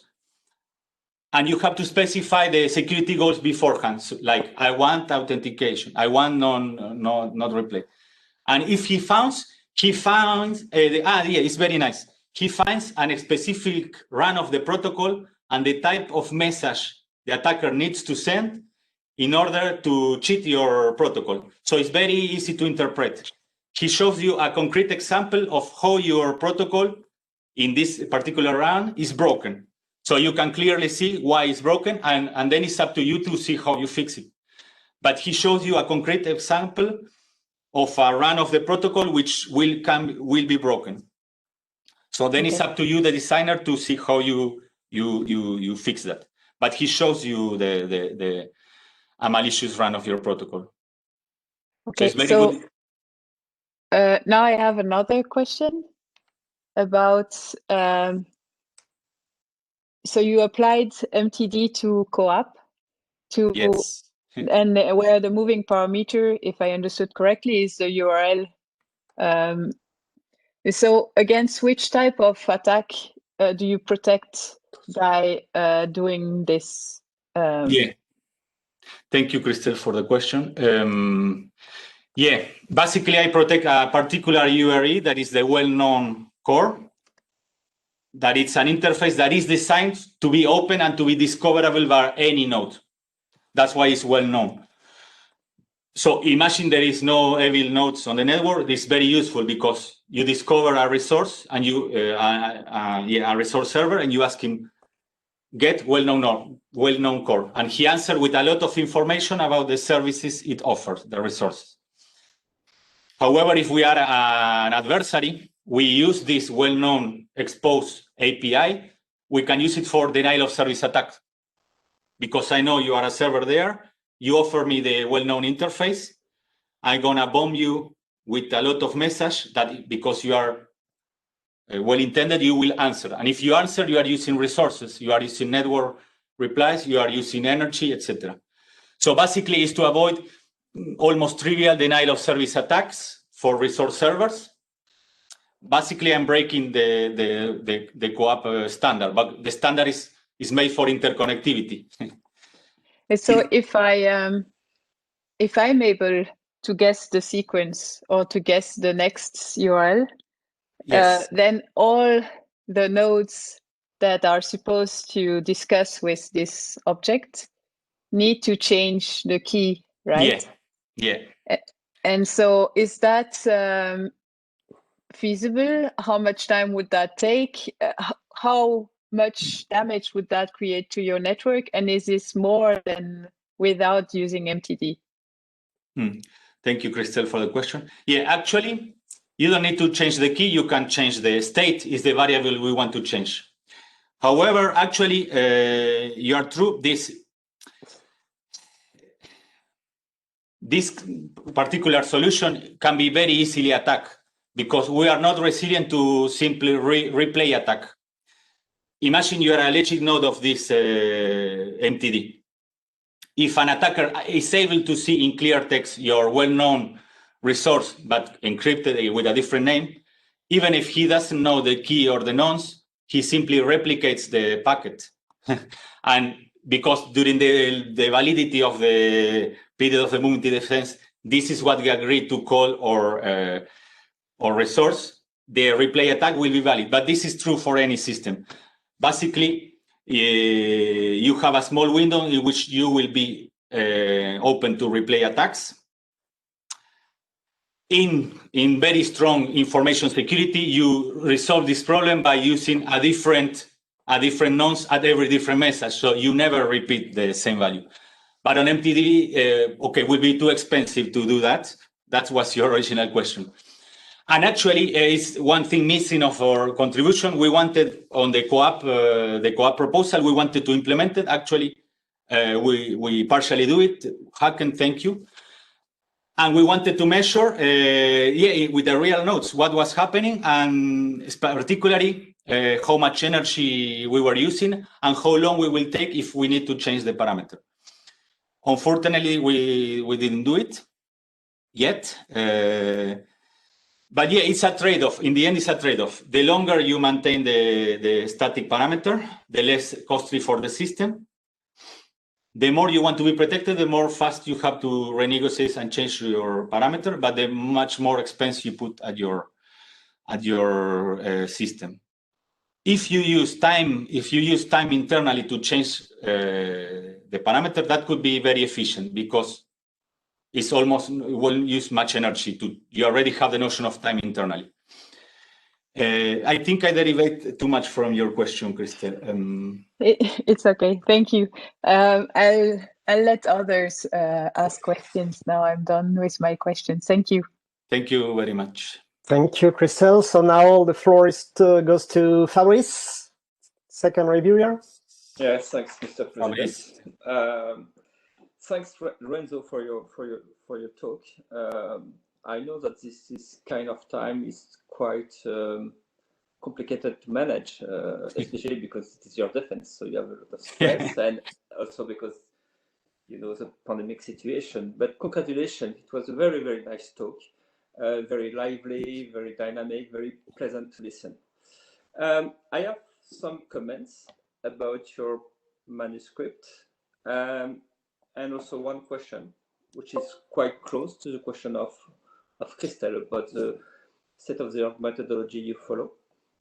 And then I have some questions about your presentation and your contributions. About my comments about your PhD and your document. I was really impressed by your work, which is very strong, and the way you describe your methodology, the way you explain your contributions was very impressed for me. Clearly, what I feel is you have a very, very strong background in terms of for sure, in terms of scientific and technical backgrounds, but also in terms of methodology. And I believe that this methodology is the difference between a good scientific guy and a very nice scientific guy. And for me, your methodology is very impressive. Also, I really appreciate that you describe at the beginning of your PhD your research question you want to deal with, and during the manuscript we follow your progress and how you are able to respond totally partially to your research questions. So it's also a way for me to appreciate how to say your maturity and your capability to explain clearly the path you follow. Like for Christelle, I am a big fan, a very big fan of the methodology you follow to build your state-of-the-art. It's clearly the first time I read a PhD book or a paper or whatever which describe how to build the state-of-the-art in order to do it again and to provide reproducibility. It's totally amazing. But I have one question about this point. Also, the MTD paradigm is something which is quite new for me. So I discovered this topic with your PhD, and I really appreciate that you try to apply MTD paradigm to IoT networks and to try to give solutions. And as Christelle highlighted before, and to discuss the limit of your contribution and to have in your mind what is the kind of power of your contributions. That's all for your PhD. I was in late to send my review, but it was a great pleasure to work on it. My first question is about your state-of-the-art. So really, it's totally amazing. I sent this chapter to my PhD student to discuss with them and to say, okay, so now it's the way we work together. but I have a question. When I try to understand what does it mean, MTD, it's quite close to resiliency, to resilient networks. But if I understand well, you never investigate research work on resilient networks. So my question is, do you think that maybe you lost some key contributions, some key papers about resilient networks? Yeah, okay. Thank you, Fabrice. First, for your words about my work. I'm very pleased that you like it. Also, you, Christelle and Fabrice. I knew that when the first time you will see 200 pages, you're going to say, oh, no. And that's what you said. But then I assure you, okay, it's not as big as it seems. I try to be easy reading, etc. So I'm very pleased that you like it. I also take pleasure in writing okay. So thank you very much. For the question, I forgot the question was. So, resilience. Yeah, resilience. Yeah. So indeed, actually, the founding for my thesis was resilient systems, but then I had to specifically explore MTD. And it's true, resilient basically is in the title of my thesis and the high-level motivation. MTD is just a way to achieve resilience. There is many ways to achieve resilience. And yeah, I didn't go back to the I didn't go back to position what I did into a more, it's a more global view, the resilient view. I didn't. In the particular case of jamming, it's a way of being resilient to jammers' power, but in the big way of seeing things, it's true. No, I didn't position how MTD, because it will require to study, which I didn't, how many ways we can achieve resilience. What are the advantages of one on another? MTD is basically proactive. It can be, it's proactive. It can be reactive or active. But the basic idea is we move indefinitely. And of course, we know that we can do better than that. We can do that, but we can also be actively sensing the medium and putting inputs to our system to react more fast. So I think resilience is a much bigger problem that I didn't tackle, and it will require more time to properly understand the state of the art of resilience on IoT systems. But yeah, it's true. Resilience is on the title, but I didn't exploit much the possibilities. Okay, I have a question, which is a kind of complementary question for this point. You know that in routing protocols, we have some proposal which try to not only build one path from the source to the destination, but which try to have randomly several paths, and to give a kind of dynamic behavior to avoid a black hole, to avoid some attackers. This kind of contribution can be considered as a MTB contribution for the routing part. It can be, yes. Actually, if you see in my talk, I mostly talk about randomization. Yeah, but actually, this will be redundancy or diversification. It's a costing problem. So in the case of having multiple paths, that's also part of resilience, and some MTD techniques also provide this. This will be having more than one possibilities to achieve your goal, right? And then MTD will be about basically will be about how we generate these other possibilities. Is the cost of generating a new alternative to reach your goal. In your case, you are generating alternative routes, right? Okay. So you can see the problem. Independently, the MTD will give you one solution, but you can aggregate 3 different solutions to construct a complex MTD solution. But totally, you can do MTD for this.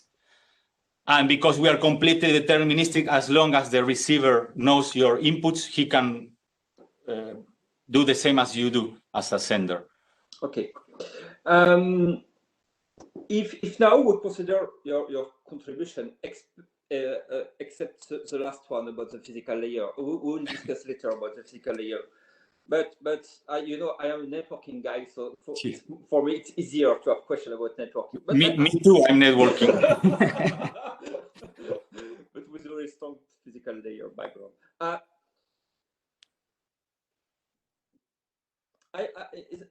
have a concern about your first contribution, especially so. I guess that you consider only point-to-point communication between 2 nodes which are close to each other in a direct communication case. You mean in the time synchronization? In late, yeah, for sure, yeah, for in late, but all your contribution, I believe it is also the case for the physical layer. It's you have a direct link. one hop. My real question is not this one. My real question is, can I apply your contribution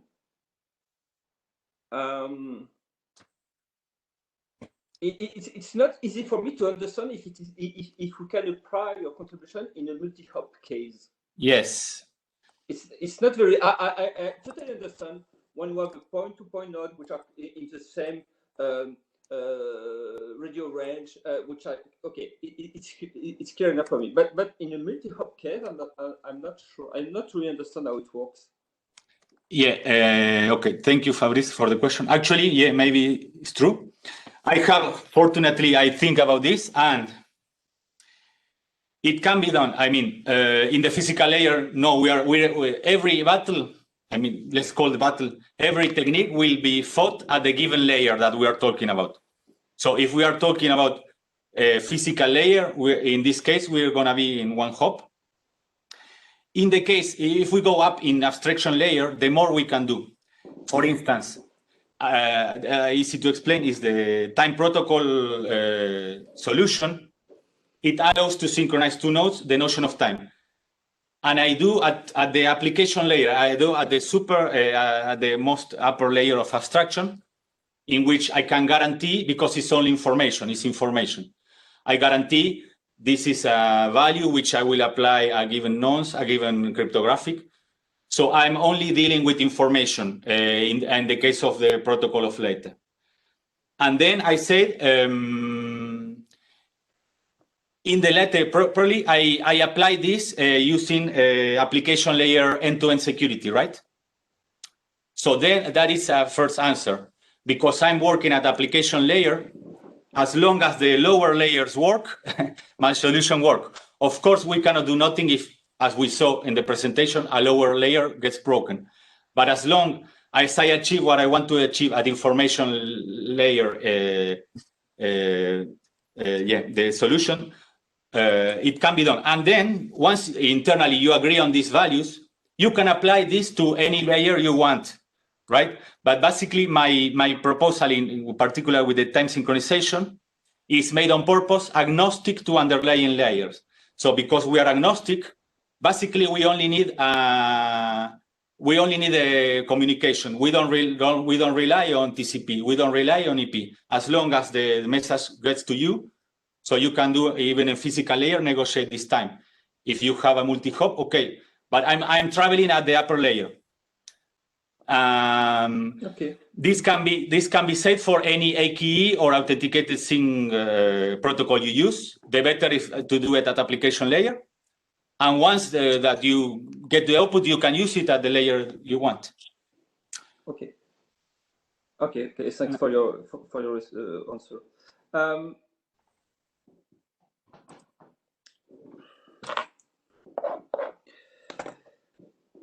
So if you consider the general paradigm of MTDA, and if we consider moving parameters, so if I understand well, we have a lot of degree of freedom to implement MTD from the physical layer to the application layer. In case of an IoT network, constraint IoT network, if I have only one, I have a limited time to implement some mechanism. What is the best layer to study? What is the to provide robustness and to provide resiliency? Yeah, to be robust, really robust, you need to tackle all the layers. But what in my work, I tackle yeah, for sure. But what is the main efficient? I mean, the gain we have to provide moving parameters at the application layer is not the same one as the gain we have if we implement moving parameters at the physical layer or the MAC layer. Because the gain is different. So in your opinion, and considering your background, what is the main efficient? What is the main impact to provide MTD support, efficient MTD support? Sorry, the main impact, at which layer I will say is the best to try to apply MTD? Yeah. It's my question, yeah. As usual, the answer will be depends on the use case. But for IoT, I'm going to focus on the upper, the application, and the lowest, the physical. The physical, because the physical, as we saw, you jam it, you broke all. But then if I have to choose only one, I will choose the application layer, because it's when you get results. Okay. Because in general, you have single hop for long range radio. And then once you are in the backbone network, it's not an IoT problem anymore. Once you reach your router, you apply classical security. So basically, you want to protect this last hop, right? And this last hop is physical layer, and then I will protect the upper layer. So we have end-to-end security with the information packet that traverses the whole world potentially. So yeah, I work a lot with application layer because it can be go down to any layer. If you do it at application, you can do it down. Making it without making assumption of lower layer. That's what's COSI, object security, is about. I'm very fond of object security. Okay, and so the last question, or maybe the last part of my questions, would be a focus on what you present today, which is about the physical layer.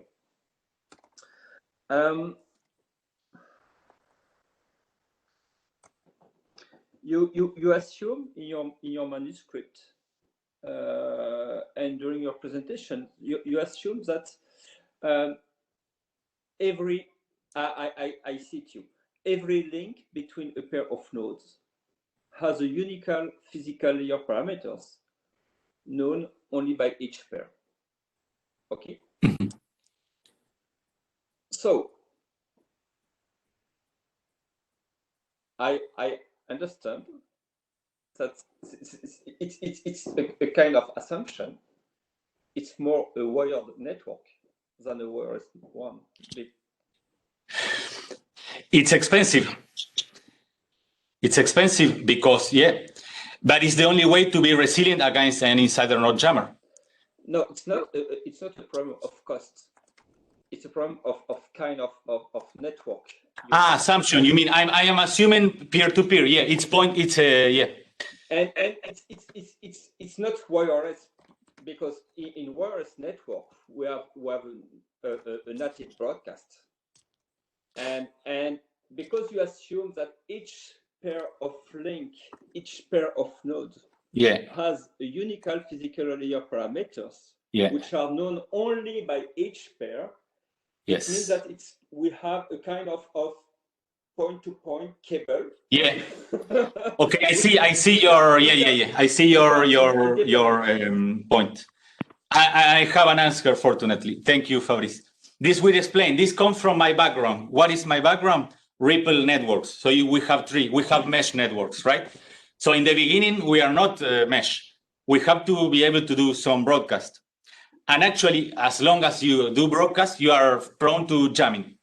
So in the big idea I have for these resilient networks, you need to have a modulation that I internally call the rendezvous modulation, in which everybody can talk. So it's like it's a modulation we can all talk.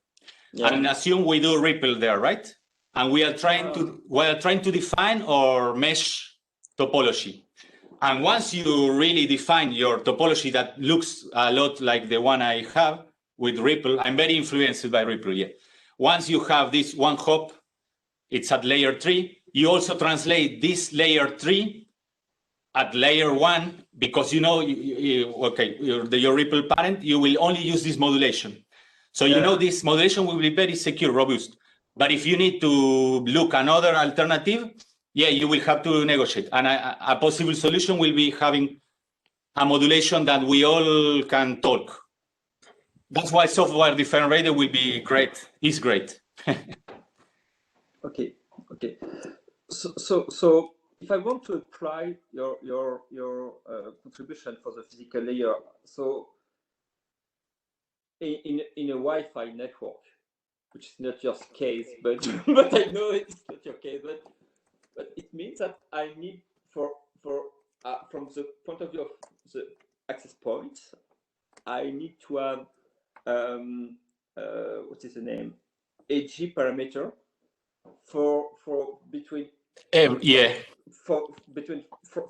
for each link from the access point to each client. Yes, it's correct. Yes. If you don't, okay, as long as you share the same modulation way of doing things, if the other one who shares your way of doing things, he can be able to jump. But yeah, I mean, that's why for a home use case is not, you don't want to do what I just proposed because it's too expensive. But for IoT... But sorry, it's not, okay, my example was about the access points and home office network, but it's also the case in IoT network with clustering strategies. We have one cluster head which collect information in the neighborhood. Like LoRa, you have a store topology, you have a central one, but in that case, in general, the central node is not so constrained. So you can maybe, but yeah, it has a limitation. Okay. But you can do subgroups, like this group is resilient to jamming from other groups. So you can achieve, is a particular node is very important for your network, like the one who measure, I don't know, whatever, the temperature of the nuclear reactor. This particular node and link, you give a strong modulation. But the other links that are not so important, maybe they can share parameters, still be resilient to outsider jammers, but internally you have to be you have to be prepared for the worst. Okay, thanks a lot. The time is flying. I'm sorry for all my questions. Thanks again for your presentation, for your document, and for the discussion. It was a great moment for me. Thank you. Thanks before continuing, congratulations. Thank you. Someday in the future, I hope we can all talk together face to face. Yeah, and for sure, for sure. It was my pleasure. Thanks. Okay, thank you, Fabrice. So we'll move forward to the examinators, and maybe starting with Marco. Yes, sure. Renzo, thank you very much for your work and your manuscript also. Much appreciated and nice to read. I had a few questions starting with the A-key module of the Janus framework, actually. I think you discussed it with the appropriate level of detail for this kind of work and the manuscript. Just thinking aloud for possible things to clarify even better, possible future extensions. You gave even the example of one concrete A-key that can be used ad hoc, which is work in progress. Yeah. Definitely a good choice, I would say. And it's definitely fitting for the pairwise case. So to establish a secret, a key, whatever, between exactly two nodes. In your presentation, though, you also show the case where you have a group of devices where group can mean several possible things. Sharing a common group secret that is, again, responsibility of the A-key to produce. So ad hoc doesn't support that. It's not targeting groups. So if you want to, do you have in mind any particular approach or category of A-keys to key a group? First, thank you, Marco. In advance, I say I'm very afraid of the kind of question you can do later. Marco is an expert on jamming for IoT networks. So, and Marco, you did MTD without knowing. One of your work is included on the state of the art. Thank you. Okay, so going back to the question, indeed, if we are multi-user and we have to agree on a key all together, that's, I don't have the answer, spoiler alert, but it's a well-studied topic in security, right? It's multi-user agreement. So I think it's an active, particularly for the light use case, they were working on some multi-user key agreement. But no, I mean, it's very interesting problem to solve. I don't have I'm not a not good mathematician, so either we put a centralized entity to distribute the keys. That's the basic trusted third party. But doing multi-agreement with other kind of mathematical ways like Diffie-Hellman, I'm not personally. I didn't research this field, but I hope I guess something will exist. And again, I'm fond of object security like ADOC that use the information protocol and you encapsulate in object security. So you abstract from the lower layers.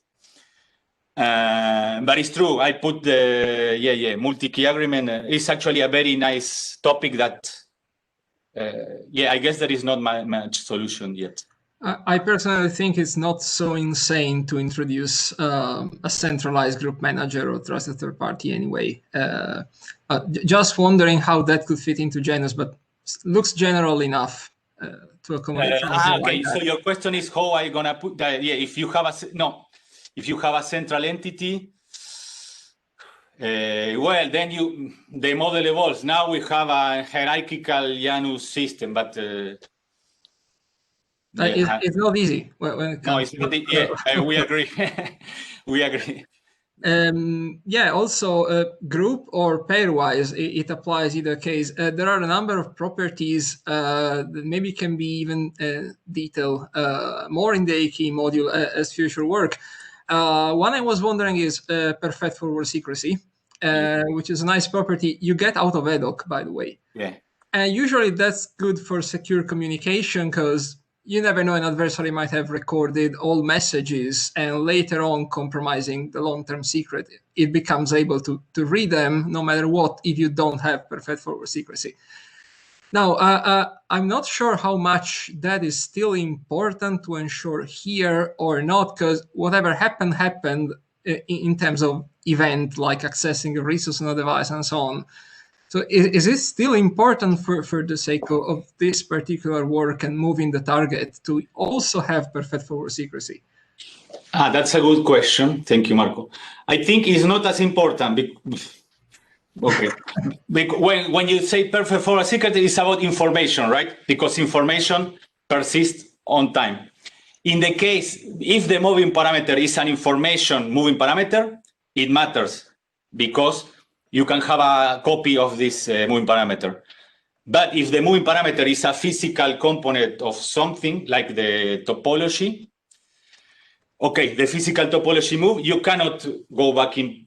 I mean, it makes no sense. Yeah, if you have a representation of topology in information terms, like a description, then it's all about information. So I think I'm getting lost with my answer. I tend to agree with you. The feeling is that probably for this particular problem is not so important to have. No. It doesn't hurt because maybe you're going to use the same long-term secret also for something else. But probably it's not that impactful for moving a target, so to say. No, the perfect forward I see more when the importance is the information. You don't want it to be exposed. What will be exposed here is a previous state of the system. If that is important in your case, it's up to you to decide. Yeah, actually that's the answer. You want to expose a previous state on your system. Right. As a small comment, probably is some more discussion be needed about good recommendations on policies for renewing that secret periodically or regularly, triggered by some kind of events. I don't know, but the same secret is not really supposed to last forever. No. Well, but in the case of Chacha, the key is 256, and you have 64 bits of input state. So you're right. It depends on how many often you will move the parameter, right? In the case of the classical internet, in which you're streaming megabytes per second, you need a lot of input entropy. But IoT, or one of the IoT that I focus on, in general, the constraint IoT, it doesn't send much information over the channel. So potentially the input entropy that you have with the state, you can use over for the period of your life of the IoT node. Basically, the input entropy you want to introduce to your system will depend on the entropy you are giving out. in IoT nodes in general, they give out not much information. So I don't see that as a big problem, but can be. What I propose is, we renegotiate the nodes because it's less expensive than renegotiating the key in general, just for the fact that we only need to be authenticated instead of also secret. But then you have to see, in the end, you have to see in which use case you are set up. If, of course, your node is already sending a lot of information, renegotiating the key won't be so expensive, so you can do it. But as usual, all depends on the use case. But for the constrained IoT, what we say when we say is we deploy the node and it has to last 10 years. Okay. Yeah, that would be nice, but it's not true. Okay, some other questions more on the technical solutions. You quickly touched before, but they were more detailed in the report, of course. The possible randomization of port numbers. And I think I'm actually building on a comment I noticed in the written review of Christelle, if I'm not wrong. It looked like you were assuming a server device in the end has only one active port it listens to, and overall it makes sense. And others were in fact wondering, is that really the norm in IoT? Well, yes and no. You will definitely have more ports you listen to at the same time if you support the group communication scenario.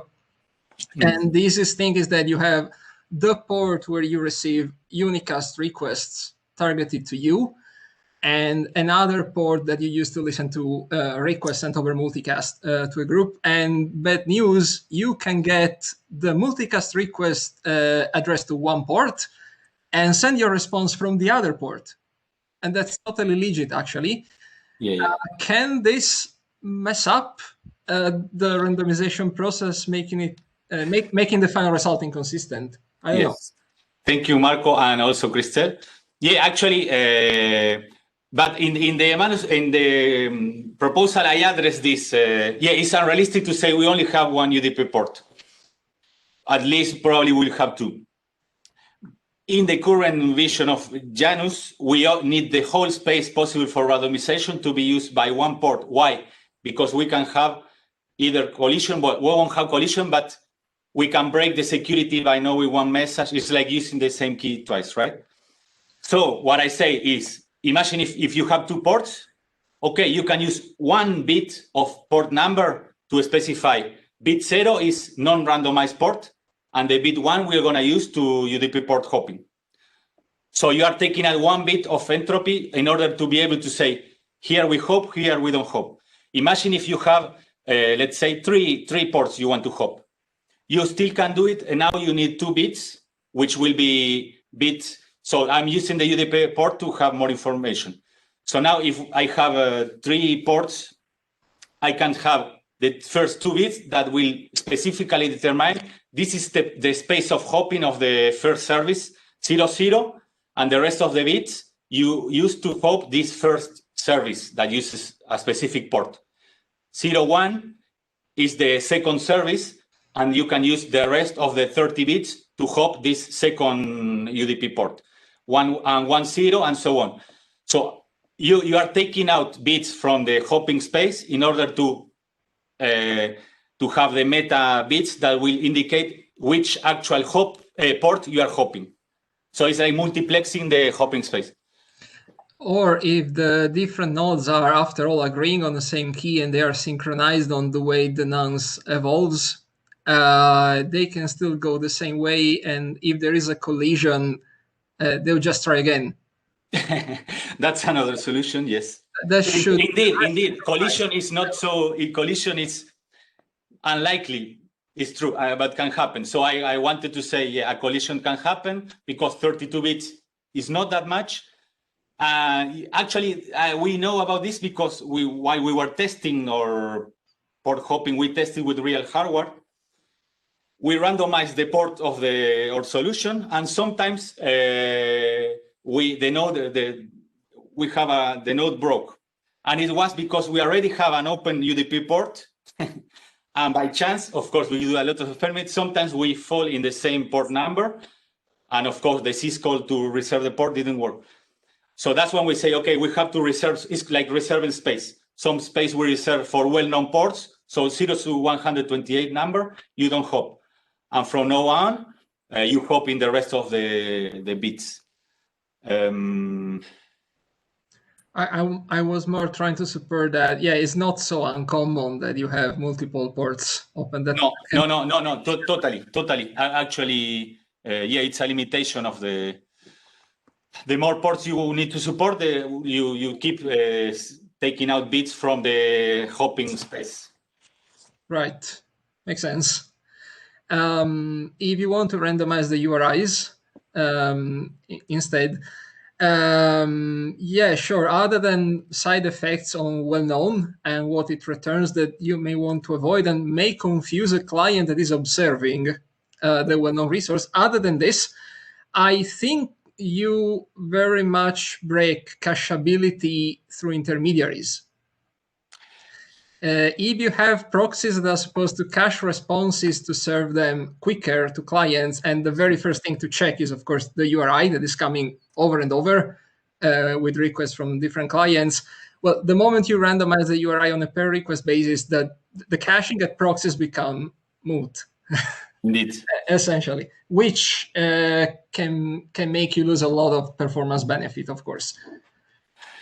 It's true. So in that case, so your question is what I think about this side negative potential side effect. Yeah, probably cacheability becomes impossible. Yeah. You have to take a decision. Do you trust in your intermediate node? So if you trust, he has to do also MTD. It's true, because if not, he cannot do the end-to-end. So either he has to do MTD, or you don't trust him, so yeah, it's not possible to do caching. Yeah, you probably would need to shift this randomization from between the client and the server to between the proxy and the server. Yeah, it's true. You can do, yeah. That's interesting, actually. It's something you really need to do in the last leg of the chain. Yeah, but then I'm thinking, what we are trying to protect here is the resource server, right? Mm-hmm. If we know that the resource server only talks with this proxy, then only protect this hop, right? Because the other end node is actually not able to speak directly to me. So basically, yeah, do the MTD in the potential incoming inputs that can harm you. The client doesn't talk directly anymore to the server, but it has to indicate to the proxy the URI it has to use. Yeah, okay. The server. So you can, yeah, another external can cheat the same way, yeah. Yeah. I think you may solve it moving the users of your randomization to be the proxy and the server rather than the client and the server. But it's something to be thought through a bit more. Yeah, and to be honest, with what I wanted to show with this proposal was an easy proposal to show, okay, we can do application layer stuff. But of course, bottom line is at application layer, we have proper information security, we have authorization tokens, we have many other very good ways to protect denial of service. MTD is like more lightweight, in which I say, okay, since we can do it for hopping, we can also randomize here to prevent some kind of, if otherwise very easy to do denial of service. But if we want to protect, yeah, we don't do MTD, we do ACE, the authentication authorization in constrained environments. We can do proper things, like I won't answer to you if you are not authorized, etc. You have much more stronger solutions there. Okay, and just a final comment on the jamming side. No, I don't have big, difficult questions on that, actually. And you focused much more on the physical layer that I myself treated just as related work, because I'm also more on the networking side. I was interested to read, hoping that something happened in the last years and that a way was found to solve altogether the problem with an internal adversary at the MAC layer. Apparently not. So too bad. I was hoping for that, but it's good to see some progress has been made on the physical layer in that side instead. Yeah.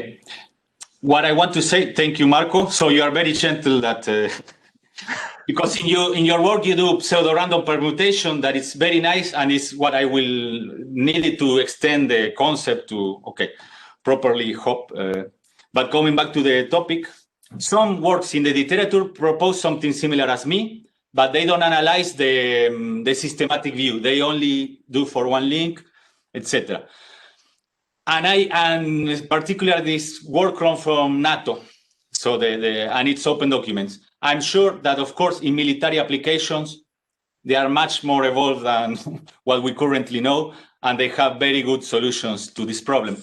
But we work with what we have, right? And fully randomizing thing is the only thing to do if you don't trust in anybody, I think. But then I think the applications can be huge. You can randomize, instead of bipolar sequence, you can use more, instead of bipolar, more in the complex space. For me, it was complicated because I'm not electronical. I have to learn some basics, but it's very interesting topic. And for the IoT, we need a physical layer strong. Thank you very much. That's all I had. Thank you, Marco. Thank you. Thank you, Marco. And then we come to Frank. Frank? Hello? Yes. Can you hear me? Yeah. Yes. So thanks a lot for the presentation and for the manuscript. I will probably don't have much to add, so I'm afraid I'm going to repeat the previous comments. But you did a very nice talk. It was very well. So I'm sad not to be there. We were supposed to meet in Rennes. Too bad. I have galette saucisse for after this and a beer. So Ludovic, maybe if you are. Well, anyway, next time, as you said. And the manuscript was also very pleasant to read. And I think I agree with the reviewers and previous speakers that it's impressive work with a strong methodology. And I think it's a very nice way to work. So it might be a bit hard when you work on the. So I have a question. Maybe I can put it in the middle of my generic remarks. But if you work on a very trendy subject or a very old subject, it can be very hard, right? Ending up with thousands of possible work to explore. Yeah. So sorry, your question is, so what if you apply this methodology or this kind of... Yes, so what kind of filtering can you do in this case? Did you think about that or maybe that's what it happened to the physical layer part, as I maybe understood when you tried to do the review? Yeah. Okay, so actually, first, thank you, Frank, for your introduction, and to everybody again, I hope in the future we can celebrate if I achieve what I'm trying to achieve. But to keep discussing, I'm really passionate about this. So anyway, the methodology can be applied. It all will depend on the kind of research question you ask about what you are surveying. You can ask very high-level questions or more in-depth questions. In my case, because a priori I already knew the space was not super big. It was big, 500, but I mean, if we take other more generic, it will be bigger. I could ask very precise question that in the end will require that you, of course, read the whole stuff and pick the stuff. The more bigger your subject is, the less you can do that if you are alone, but okay, because you can distribute the work if there are many people doing this, you can parallelize, right? And then there is even methodology to agree. Like you say, at least 2 people should read each and every, and then we should agree on what we synthesize from the document. If there is not an agreement, we call a third one. It can be parallelized and using. And they call, if the topic is too big, they call it, they have even a special name. I think it's mapping study, because in the end, you will only map high-level properties of the of the stuff. Like could be like the taxonomy. I map the taxonomy. We know it's only 5. As soon as we find it, okay, done with this. Let's go to the next abstract. But the more complex the thing you want to evaluate on the subject, the more you dig. It has another name. Is the one I put is systematical literature review. So every document will take more time. So and the question that you ask, the high-level research question, will be more targeted. But in the end, the methodology is the same, but a priori you know that one will take more time, so you ask more high-level questions. And your question was that what happened? Yeah, what happened if the corpus is way too big? So there are methods to. And what happened in my particular case is my starting set has to contain moving target defense and IoT on the title. To be honest, there were only around 15 or 18, not much. So with that, I couldn't work much. But because MTD is relatively new, another techniques that use diversification could be fit very precisely into the moving target defense paradigm. I started to include them methodologically because a given technique already identified cite this as the mother of the idea. So then I say, of course, the idea comes from here. I include this. And then, of course, but then you have to be strict about your inclusion and exclusion criteria. So when I start looking, is the snowballing to the sites, the article no longer need to mention MTD. Maybe not. Yeah, in general, they mention IoT also. Yeah, of course, because if not, I will be including generical MTD. And then at one point, the things get abstract. Yeah, is that what happened? At one point, the thing got abstract about trying to do modulation for nodes in a network. And I simply say, okay, I iterated 2. I iterated 2 steps away from my central set of initiating work, and we stop here. So a good approach, I think, is to have a good starting set, strong, that you know clearly is defining your state of the art. And basically, if you don't use snowballing, you end there. But I wanted, because I have so few, 15, I wanted to include a little bit. Yeah, if your subject is so big, you don't do snowballing. Have the set for the search, and that's it. Okay. But as long as you document it, it's okay. Good. Anyway, so it's a very nice and solid contribution, and I really like this systematic approach. So thank you for all that, and a very nice manuscript to read. Then maybe we'll go into more in less methodology, but well, I don't have many questions left, but because a lot has been already asked. But I was thinking while listening to your answers, so. If you look at COPE, for example, you kind of kill the well-known usage because it's not well-known anymore, right? So is it of any interest anymore? And there was the same remark by Fabrice. So you kind of kill the broadcast. So it looks like MTD really harms or breaks or completely breaks discoverability or that the dynamic nature of these networks that we like, okay, that we need to build the network or to discover, to catch and whatever. So it seems that there are 2 goals that are totally antagonistic. And did you try to think about that more? On a higher level perspective, I mean, how can you reconcile these 2 things? Yeah. Because of course we understand that we need security, and having all doors open is easy, but can be a problem. But on the other side, if you leave nothing open, you cannot build things. Okay. Thank you, Frank, for the question. It's a nice question, and yeah, it's true, because the more I try to protect this IoT node or whatever system, the more I'm breaking one of the nice things about IoT, that is interoperability, discovery. But they are actually, we know that it's a trade-off. The more open you are, the more open you are also for attackers. So probably the most generic solution we can have to this problem is to have layers of trust within our systems, right?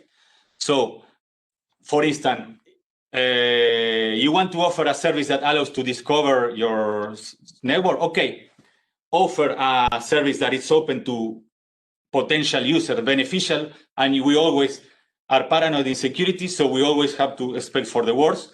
So once we are open, we are also open to attacks. So this node or this interface that you open, make it strong. Like it shouldn't be an IoT node, could be a little bit more powerful node that can withstand a certain level of the denial of service.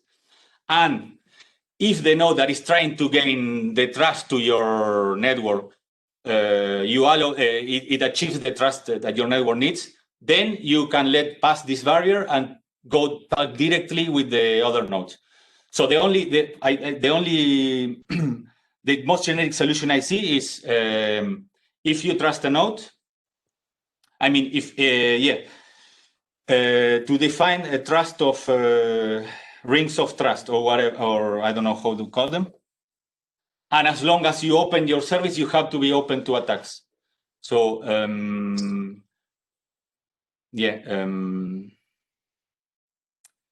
what to say? No, that's it.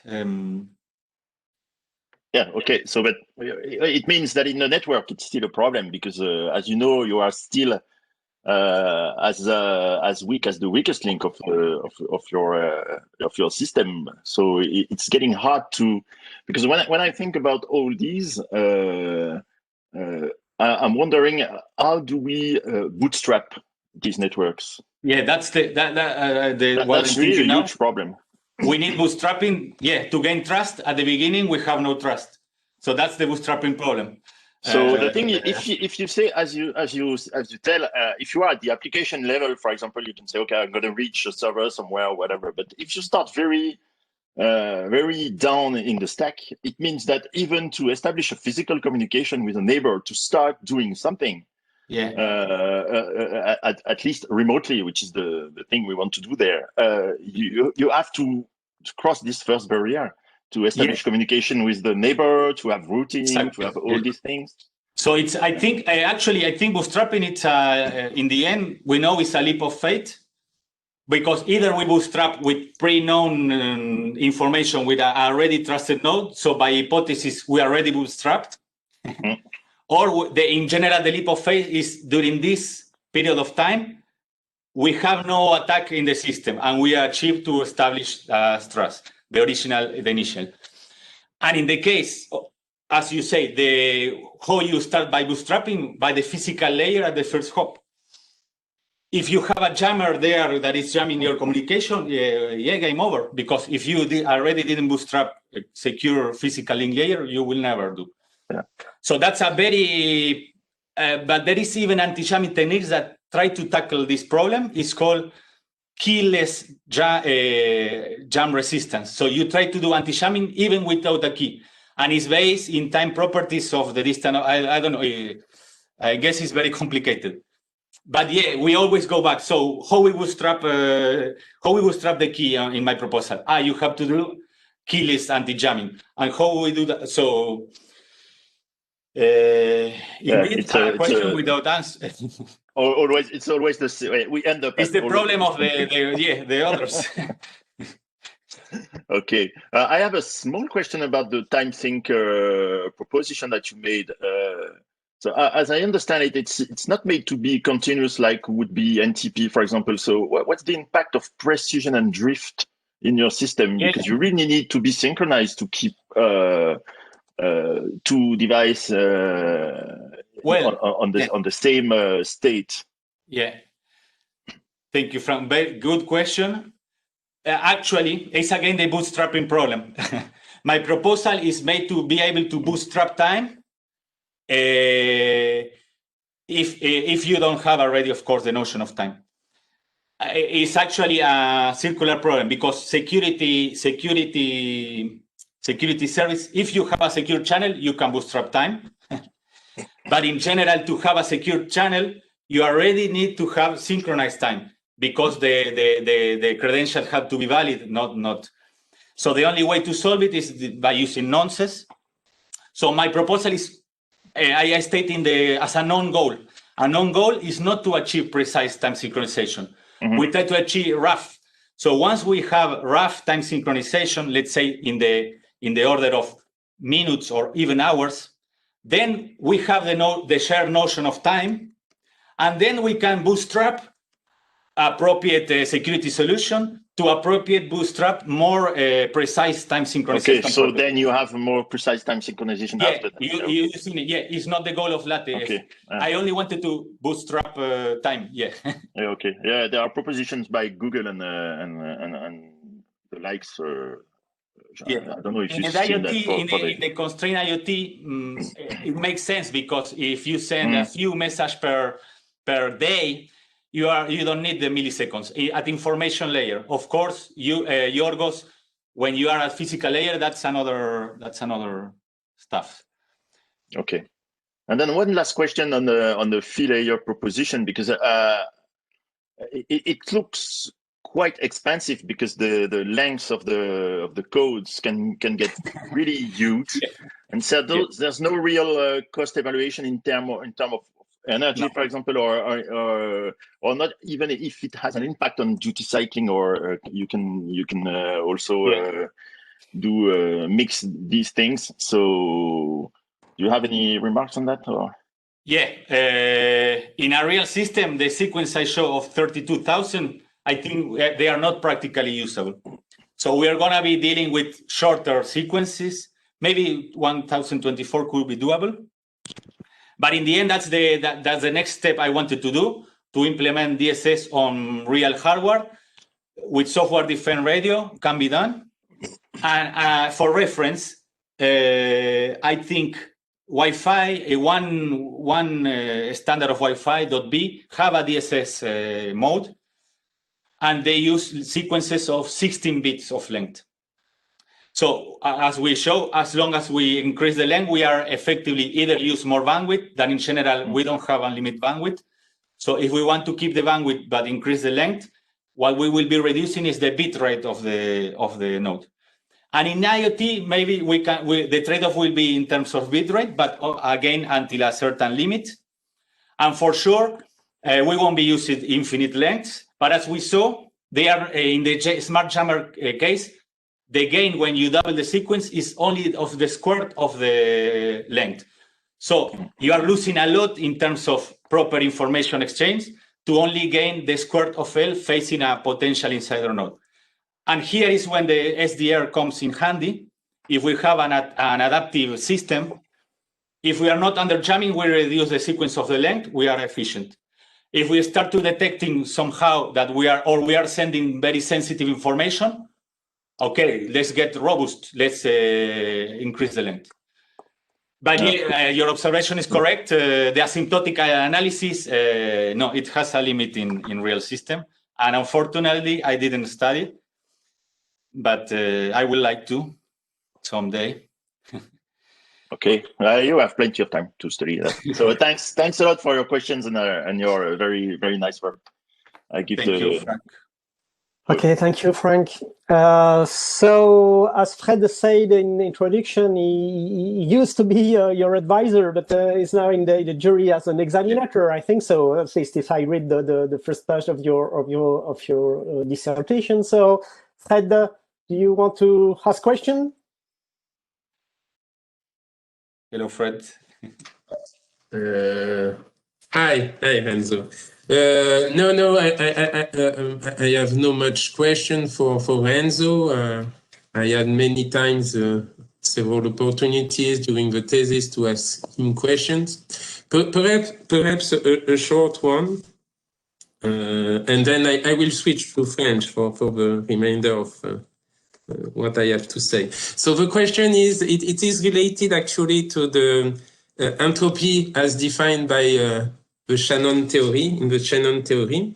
So you made a detailed analysis of the state of the art for moving target defense. Do you think that the entropy paradigm could be used as a general concept to analyze and compare different MTT solutions. Yeah. Thank you, Frederick. Yes, you say Frederick was my director during 2 years. Thank you forever. So as for your questions, sorry, Shannon entropy, it's a good measure of the randomness of a given system. But it's a very abstract concept, as I try to show a little bit informally on my on the literature review. Why? Because it's only it's very abstract values for a given value, like bits. But this we could be representing other types of things that are not bits, information bits. So Shannon measures the randomness between the possible sets of values of a system. So, of course, in information theory, it's very easy to have a lot of bits and a lot of Shannon entropy, but it's at the same time, it's very easy to explore this entropy. Maybe what I'm saying is not, maybe it's not being, I'm going to try to be more. So to start, it's a good start to measure the Shannon entropy. If you have low Shannon entropy, you have low randomness on what you are trying to randomize. A priori, we say that's bad because we want a lot of entropy. But what I try to show on my work is that Shannon entropy doesn't capture aspects of the thing we are trying to measure that cannot be captured by the notion, only by the notion of entropy. The example I give that I hope it will be easy to understand is, imagine if the element we are evaluating is the operating system we are using. We know Windows, Linux, iOS, 3. Imagine we have 1,000 different, instead of Windows, I don't know, that doesn't exist, but imagine they exist. In terms of operating system, the Shannon entropy of this variety may be very low, I mean, because it's a limited time. But in the real world, when we want to attack a single element of this set, it requires a lot of effort to do so.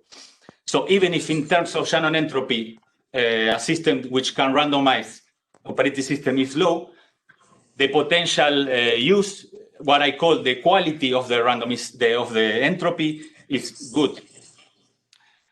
On the other hand, we can have a lot of bits and a lot of Shannon entropy, but at the same time, with a PC with a lot of processing power, can very fast explore variants of your IP address, for instance. So Shannon, I choose it because it's well understood. I didn't mention Shannon at all in my presentation because I knew it's difficult.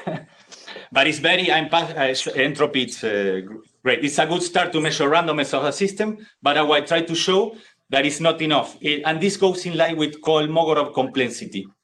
It's the complexity of a given length that could be very long, but in the end, it's basically how we express in information terms a given object in this world.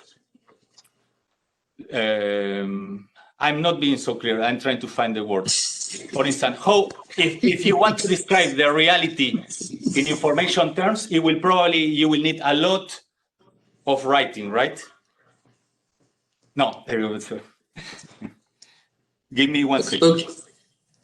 If we want to express objects in terms of information, some objects are more complex to describe than others. An IP address you can describe with 128 bits. But how many bits you need to describe, information bits, you need to describe your whole history. You can write text, and then you will, if you translate that in information bits, they will be a lot. But the Shannon entropy doesn't care about that. It's only it's your history. Sorry, Frederick, I'm getting lost in the... Okay, thank you. Shannon entropy is a good start. The more, the better, but it's not everything. There is qualitative factors about the entropy of a given parameter, and that's why I try to measure informally in the. Okay.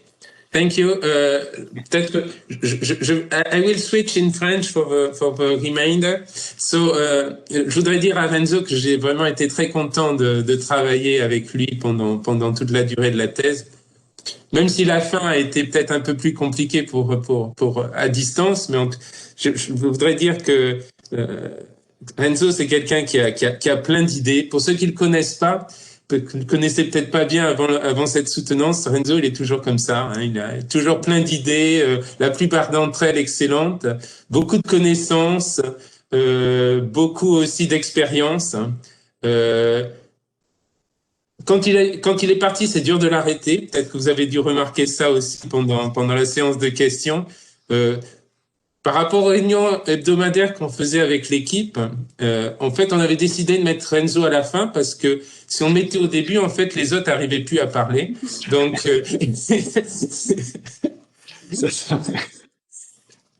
et puis pour terminer, je voudrais te présenter mes condoléances parce que je sais que la mort tu es fan de foot, donc je sais que la mort de Maradona probablement a été un drame national pour toi. Je m'attendais à te voir en deuil et puis je vois que c'est finalement Laurent qui a sorti son costume du dimanche. Comme Laurent n'aime pas beaucoup le foot, je sais que c'est probablement pas une tenue de deuil.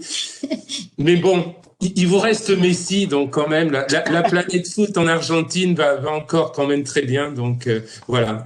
J'espère qu'on pourra te voir bientôt ici à Montréal. Et puis je passe la parole au reste du jury. Et encore félicitations pour ta soutenance et le travail que tu as fait pendant ta thèse. Merci, Fred. Je réponds ici. Oui, bon. Attends, on finit les questions.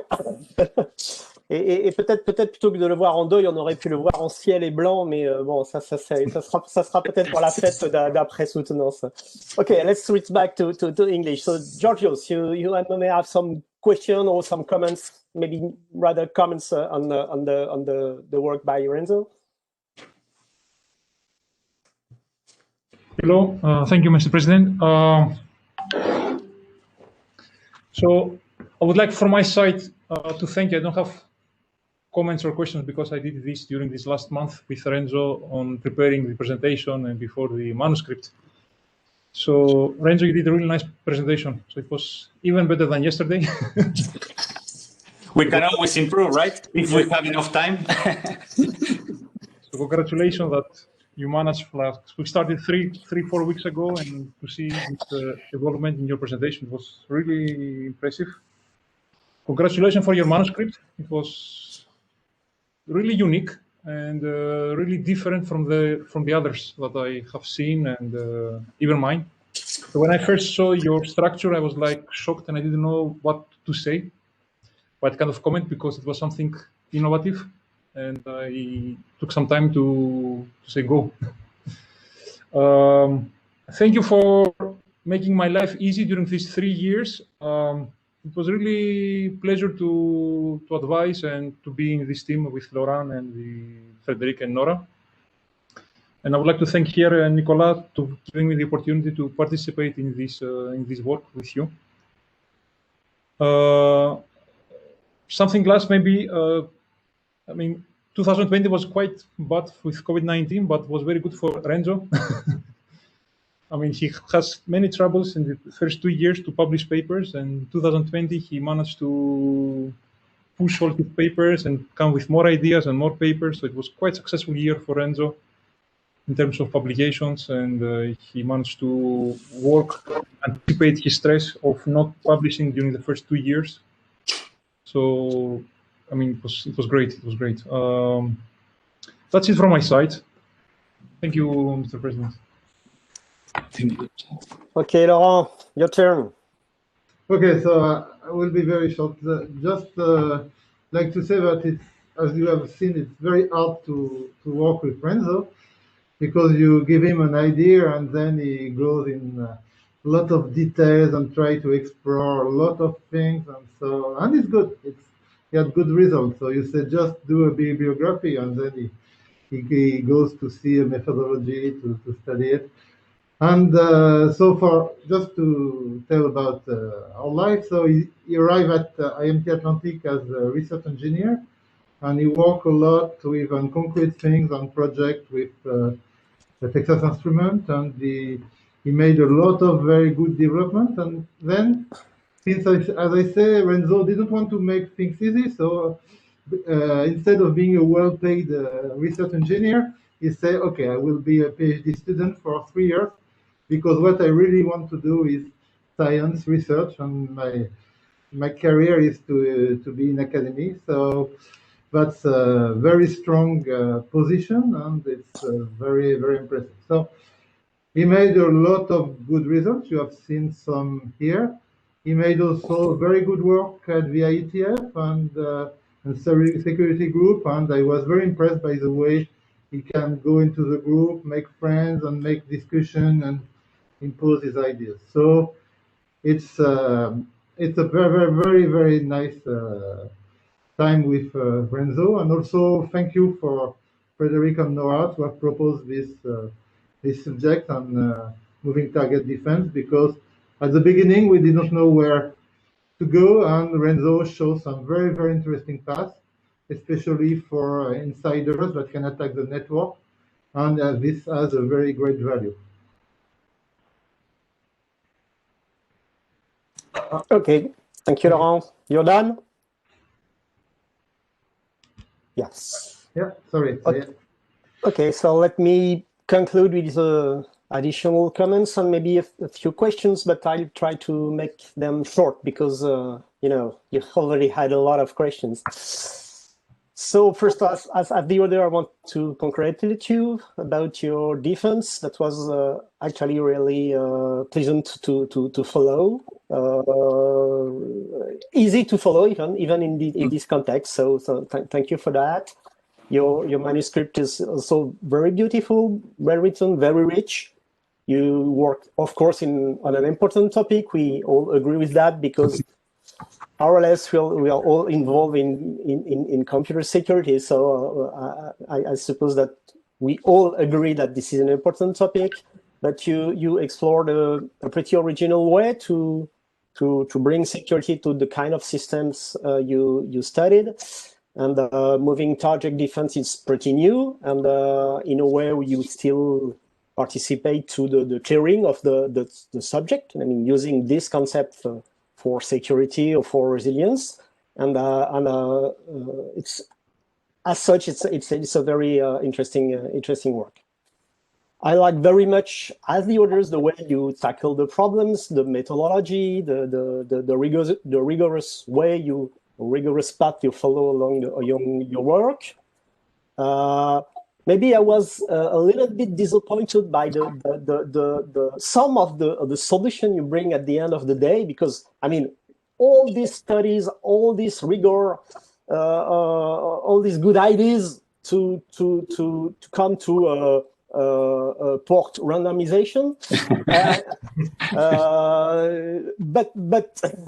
but of course the contribution you had on the physical layer is as far as I can see more important, I think, and it's at least it's an example of what could be bring following your whole approach. So again, I think it's a very good work, very interesting, pretty new.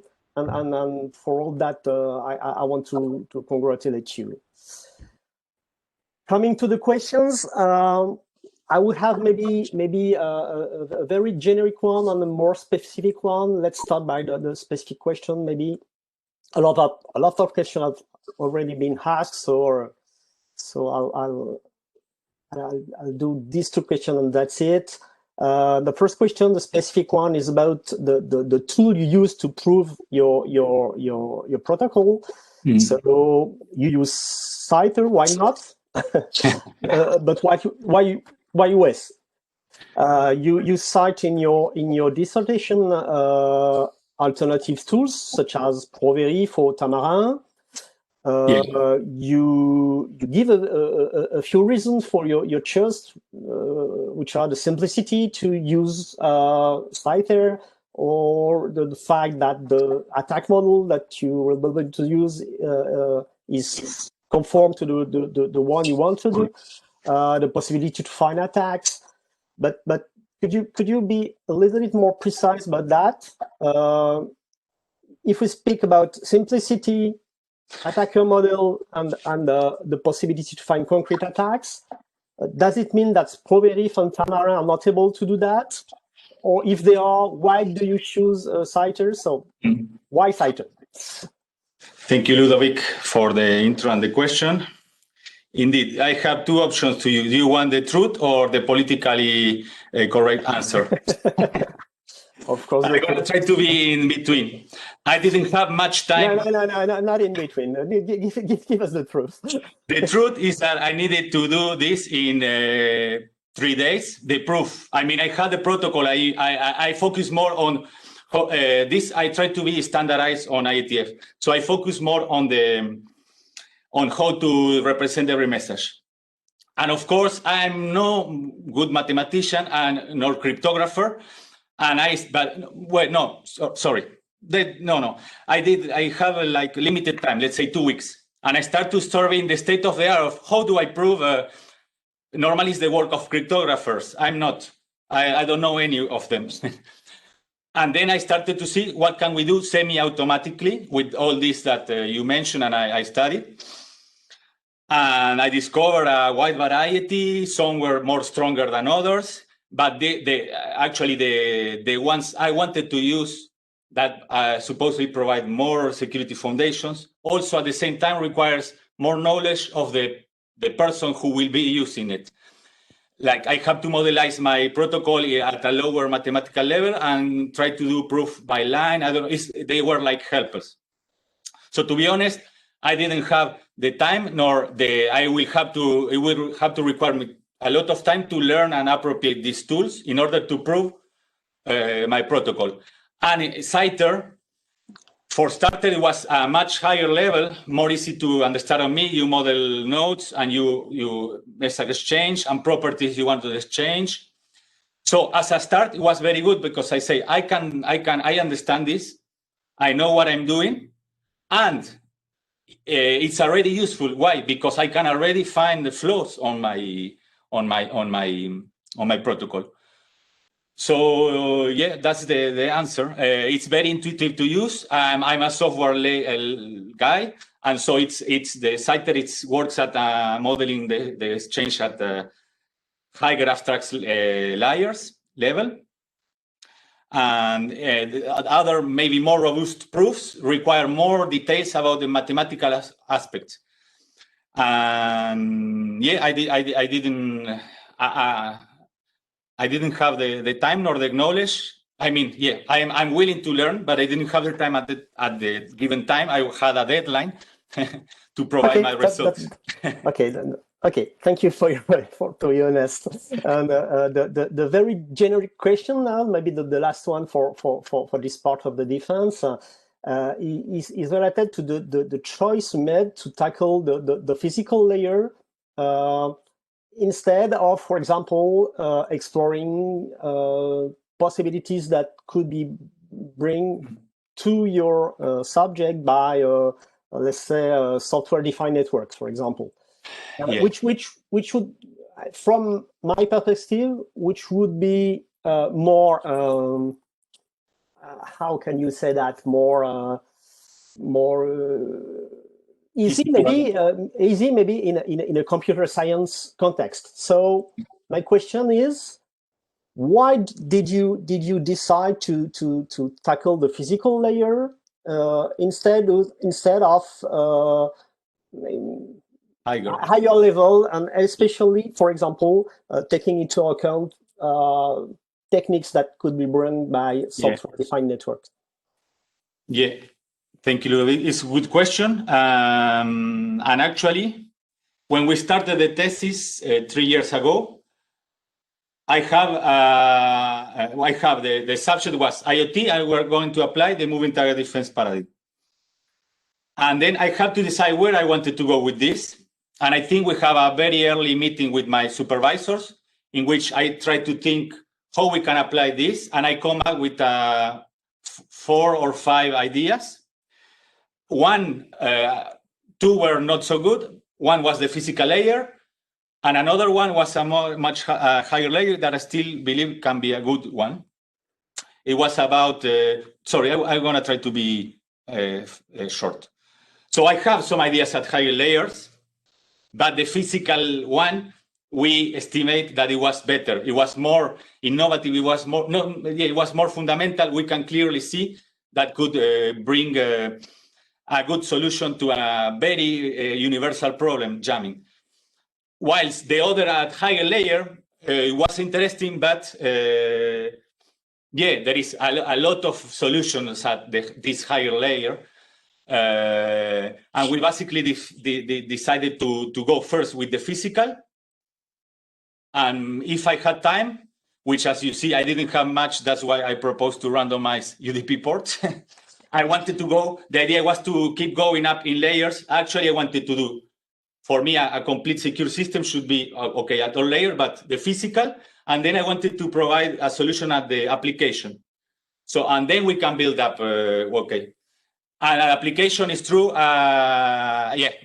work in progress. But I definitely want and had some ideas, but ultimately I didn't have the time to explore. And yeah. Okay, thank you. So is there any question left? No? Okay, so thank you. So I suppose that we have to disconnect and go back to the private room. That's right, Laurent? Okay. So the members of the jury, see you in the other room in a few moments, a few seconds. Thank you all. Thank you, Renzo. See you soon. See you. Okay, I think I am with the YouTube audience. I think the worst part is over. Terminó lo peor. Voy a ver los mensajes. Can you hear me on YouTube? Oh, man. Bueno, no estoy leyendo, pero first in Spanish. Les quiero agradecer a todos los que me están viendo. Tatiana, mi novia, mi amor, mi madre, todos, Ali, Luli, mis amigos, algunos que capaz no veo hace mucho. Todos, gracias por estar. Me cargué de su energía wireless, a distancia. In English, thank you very much all my friends in REN and in other parts of the world for being here. It was really nice. I was doing the presentation here and looking sometimes that people were there, etc. So now, what will happen? ¿Qué va a pasar ahora? The jury will talk like for I don't know how many minutes, usually 20, half an hour. And then they will come back online. So now I have some free time. I think I really need to drink some water. And I thank you all very much. And then they will say if I did it okay, doctor. And then I will maybe cry or maybe not. But beforehand, no, I really thank you all. Sepan, sorry, I switched to voy español. Muchas gracias, mi familia, por estar, todos en Uruguay. Soy Renzo Navas Maneiro también. Tendría que, pero bueno, y oficialmente. So I'm going to see what's happening in YouTube. Thank you very much. I'm all alone here. Huh? Can you hear me? I think you can. Gracias a todos. Thank you all.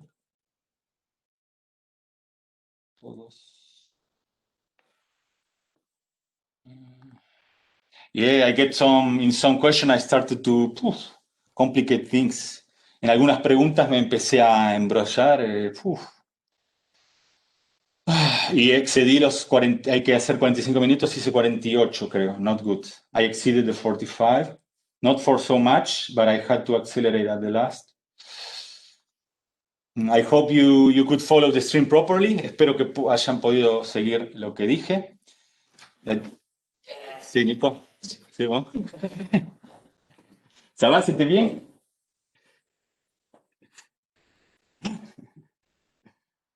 Okay, if you excuse me, I'm gonna leave for a few moments. I need to drink some water. And we are currently 46, nice. I enormously thank you. Les agradezco a todos por estar aquí. Yeah, I do not realize yet this. No me doy cuenta lo importante que es esto. I think the message will be saved so I can answer. I'm gonna read this. Toma. Ale Lampro, gracias, maestro. Gracias, Ali. Ahora van a venir las remerciements oficiales. Y gracias a Ali es que estoy aquí en Francia. Qué lindos momentos que pasamos. Very good times. Ali, Luli, Claudia, Fabricio Rodríguez, Marco Oliver, thank you, Agualé, Ruta, mi mamá, Tongui, San Lorenzo. This is the tie of my grandfather, and it's of San Lorenzo. Es de San Lorenzo. Moni, Rafi, María, Ticolis, Tania, Fara, Alex, Nico Fantone, gracias maestro por seguirme. Ruta, Ale, Yann, merci, le chef de département. Manolo, ayudándome a hacer transformadas de Fourier. Ale, Carmen, mi primita, abrazo. Mi amor, espero que estés bien en el coso. Farita, merci. Moni, Ian, mi padre, Farita, Kevin. Congratulations. So I see here I finish. ¿Les slides te bloqueé? Oh, la, la. Hola, Edu. ¿Qué pasó? ¿Se bloquearon los slides? Ah, ok. Que no pude.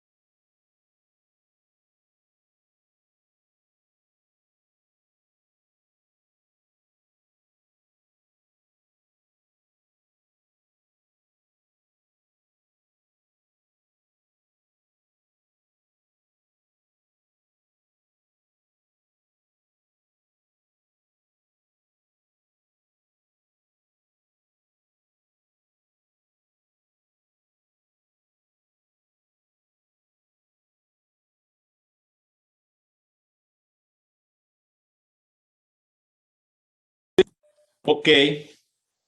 I just found out you couldn't see anything. No se pudo seguir. Failed.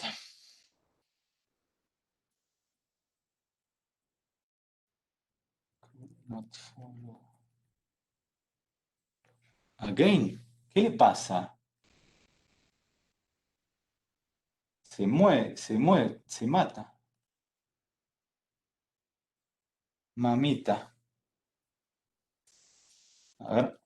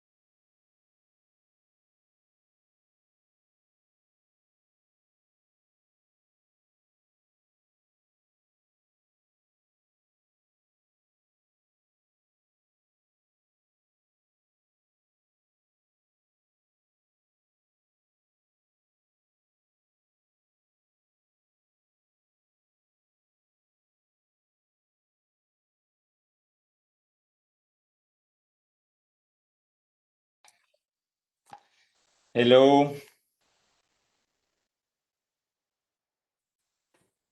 I hope you can see me now. So I just found out that the whole presentation was broken and it's still.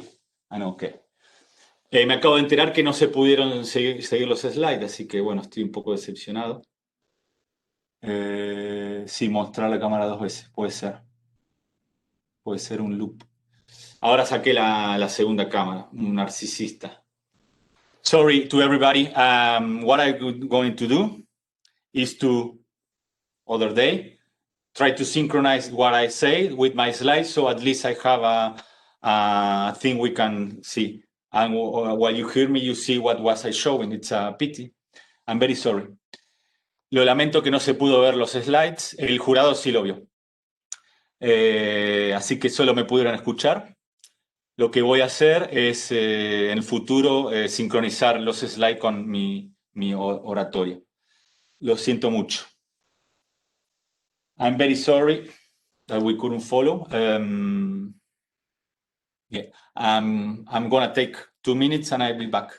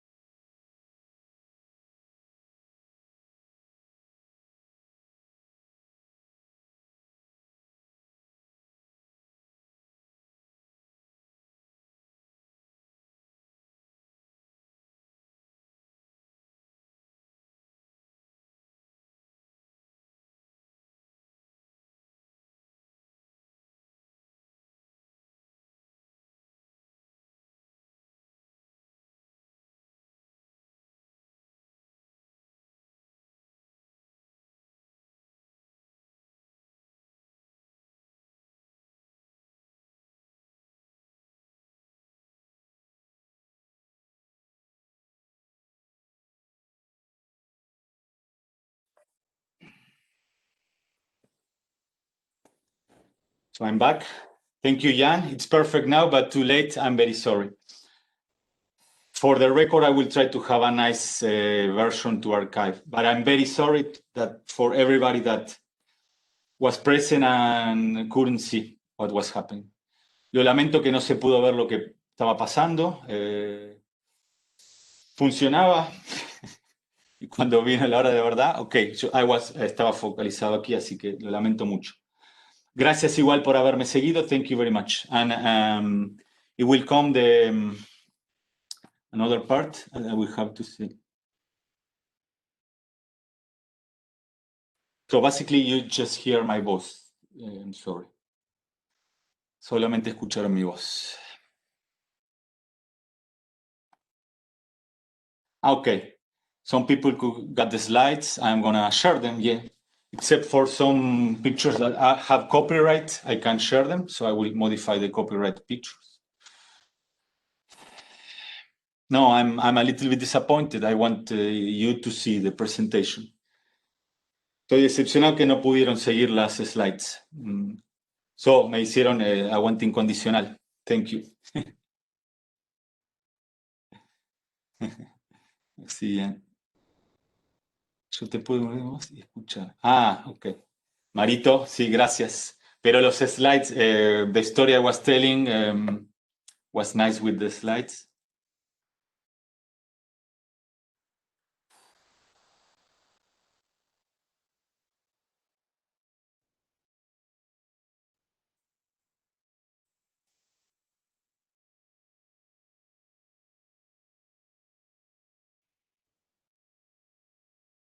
¿Qué pasó? Yeah, the camera probably was a bug. Why did I do that?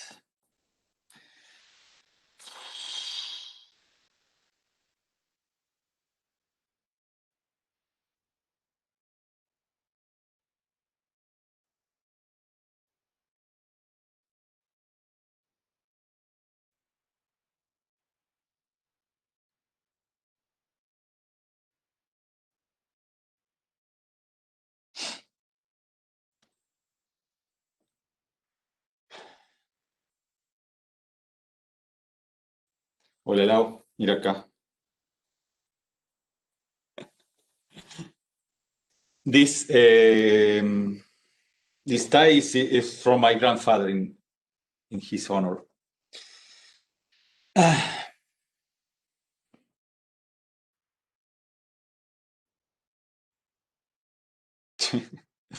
Senseless slide, désolé.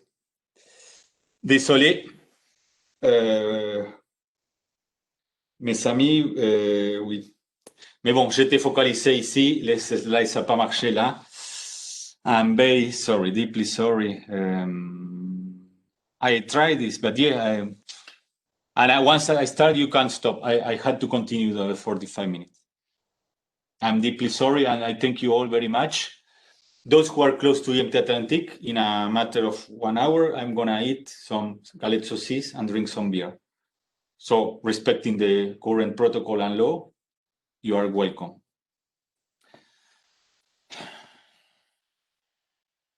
Oui, Diane, c'est vrai. Il voyait très bien, ça c'est...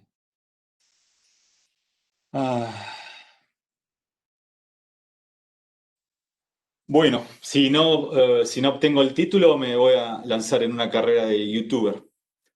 If I don't get the doctoral, I think I can start a YouTube career. Well, not so much. I couldn't even stream.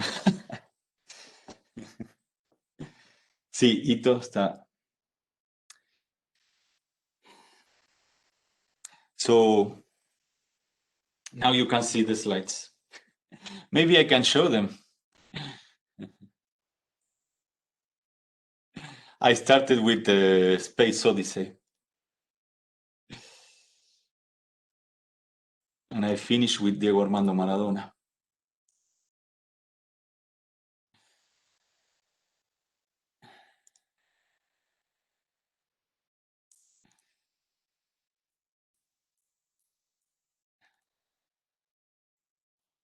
We have Alice and Bob. So I can do a highlight of the slides. Thank you for all my friends and colleagues that 1 week ago helped me to highly improve these slides. Alice in Wonderland, trying to celebrate the party with Bob. But another Bob comes to jam the party. Bob Marley. And my iconography of Jammer was Marley. It's a song we may listen later.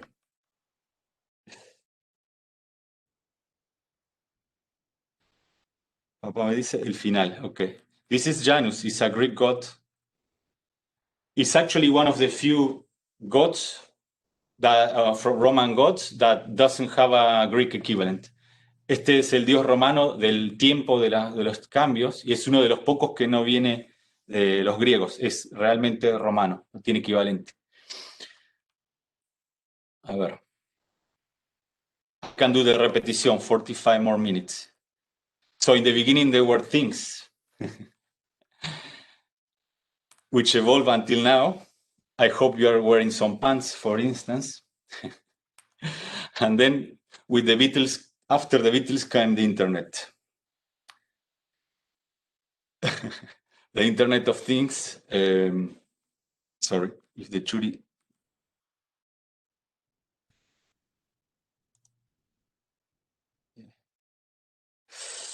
And which connect things otherwise unconnected. And this is a constrained IoT node, the stuff I've been talking during 45 minutes. 2 pesos sale. Aquí los ataquecitos de attacks. We can do it in 2 minutes. This is the moving target parameter defense, trying to hit the target, but it's always moving. Systems and attacker. And maybe this created a bug. The moving parameter moves.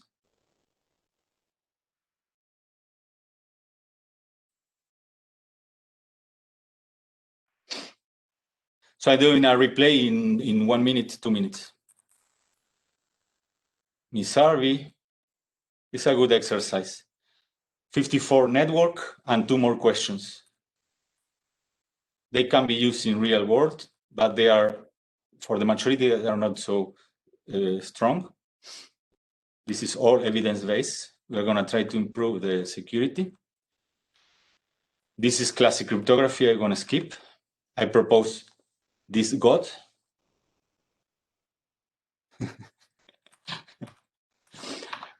I took things that already existed and changed their names. No, not true. This is the most interesting contribution. But I generalized the problem in order to produce results. That's probably the most important thing. We do this over distributed system over insecure channels. We change the input, we change the output. And we can do this for any number of nodes. But we have to choose what to move. I did 2 weeks in the physical layer, and I proposed a time synchronization problem. Alice and Bob are very happy until the denial of service attack comes. And when this denial of service is at the physical layer, this is called jamming. So we don't want the jammer to be effective, so we move the signal. The jammer needs more money, it needs more power. This is direct sequence. We spread the signal on the frequency domain. I'm going to simply say that it's better than bread and butter. And the literature is not resilient if the jammer is on the inside, because he can power efficiently jam the nodes. However, in my proposal, every link is different color, different physical layer. So now he cannot power efficiently jam. We are based on Janus. We only change the key. The system state is the same. The parameter is the modulation sequence. And I baptize this sequence with a not innovative at all name of cryptographically secure pseudo-random sequences. We evaluate 2 jammers. 25% was a defeat, and we measure how much power he needed to defeat us. So this is the power he needs for this case. The more long the sequence, the more power he needed. But this is classical. We simply validate that my model is correct, my simulation. And this was what we wanted. The state of the art is here, defeat with 0. And we are defeat at different levels. The more length, the more the power the jammer needs. But at what ratio, we don't know yet. We have to study the problem, and we find, with the help of the literature, analytical prediction of these values. If I do this in the real presentation, we validate that the analytical corresponds to what we were having empirically, but we wanted to generalize even more, studying the normalized cross-correlation properties sequence step. The only math slides I'm going to pass, value between 0 and 1, we're going to study statistically. Here it was a nice slide. If you know what is an empirical CDF, of course, this is so basic. But here I observe your age and I plot. And of the 100 people who were watching me on YouTube, 50% were lower than 45. The rest were higher. 90% have an age of 64 years or less. But basically, we have a lot of information here to probabilistically predict values over random peak offsets or samples. The more length we have, the lower the overall NCC value of the population. We validate this analytically. The median analytically is a nice result. And when we compare us with the state of the art, we have higher than them because they actively look for low normalized cross correlation. Our proposal does not, but we are resilient to the insider mass hammer. And this was to find the asymptotical ratio of when we increase the length,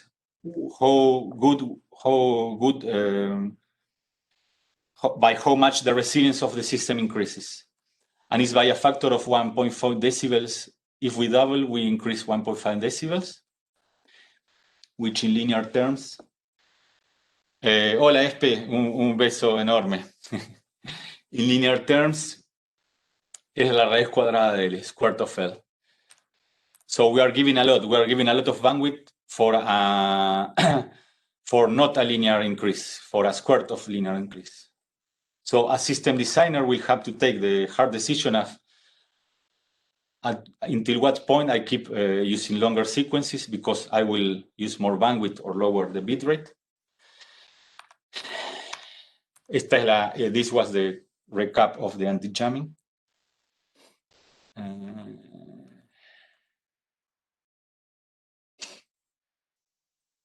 To conclude, the MTD that I studied, it's desirable for IoT, but the state of the art lacked, in general, solid security foundations. I propose a generic framework in order to easily define more concrete proposals, of which I did 3. Y queda mucho trabajo que van a hacer, a lot of work to do. At publication, mostly in 2020, as Yorgo said. Thank you, Ruta Nora, and this one. And I recommend you to see this YouTube video. It's a 5-minute short film in which I explain all this, but in 5 minutes and in a more funny way. So I'm very sorry again for the lack of slides. In any way, I was nice for me when I watch and see people there. It gave me encouragement. Lo lamento de nuevo a todos que no pudieron ver mis slides. Pero igual, bueno, calculo que están aquí porque me quieren y para mí fue suficiente poder verlos ahí. Si están interesados en el trabajo, luego haré propiamente. No voy a compartir bien porque fue un desastre.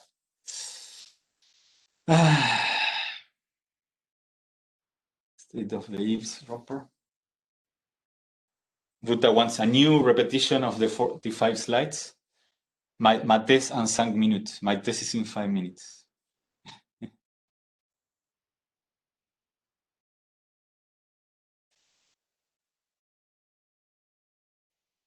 Sorry.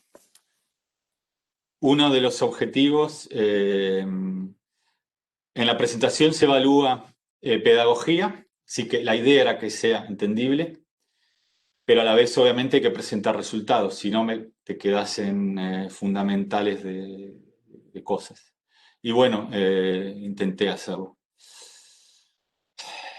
What I said is that here they were evaluating me my pedagogy to explain a complex topic. But the goal is my goal is to transmit your knowledge. And it has to be a good balance between pedagogy and how deep you go into the topic. The more you dig into the topic, the more complex the talk gets. And I hope that the jury will find that I find a good balance between how to explain and how deep to explain the stuff. If you are interested, I have a 200-page manuscript in which everything is detailed. No, la tesis va a ser pública. Se va a hacer pública.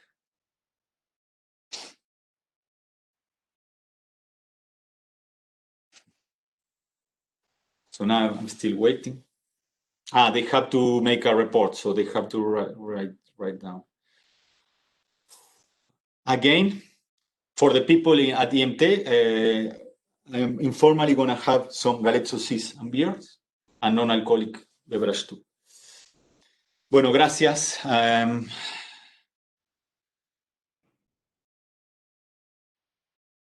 Voy a luego tomarme el tiempo de responder a todos y cada uno. Mañana probablemente.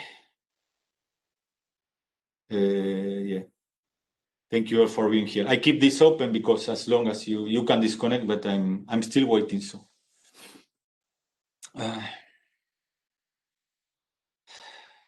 I exceeded the 45. Espe, grande, Mauricio. And I hope my Spanglish was understandable.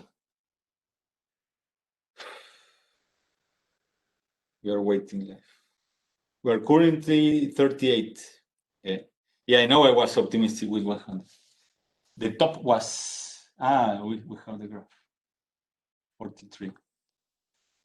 No, I'm very sorry that they couldn't work the slides. So. Espe, how long? I don't know. In general, it's around 30 minutes, but we are already at 30 minutes, so not so long. In this part, I get the chance to give a small official thanks, which, yeah, since actually the public is you, I'm already thanking you. Les estoy agradeciendo por anticipado a todos. Después va a ser el agradecimiento oficial.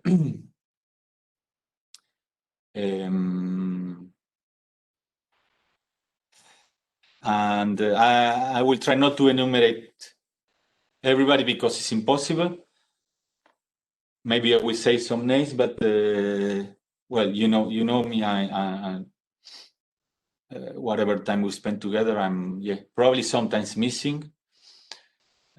Sí, I'm very nostalgic about the past. Gracias a todos. Les agradezco. Después vendrán los agradecimientos oficiales. No enumeraré todos los nombres, así que me estoy cubriendo de si me olvido de alguien. Bueno, los quiero mucho. Thank you for being here. Gracias. Nico. Bueno. Since this is a little bit more informal, I want to thank also to the small animals, the pets, the cats that helped me a lot during my thesis to relax or to be company. Yeah, important part. Estaba agradeciendo a los gatitos que me acompañaron. Mi abuelo. Familia y amigos.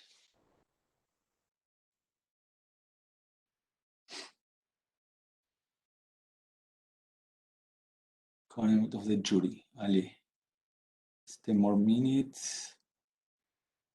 Sergio, Mauricio, Espe.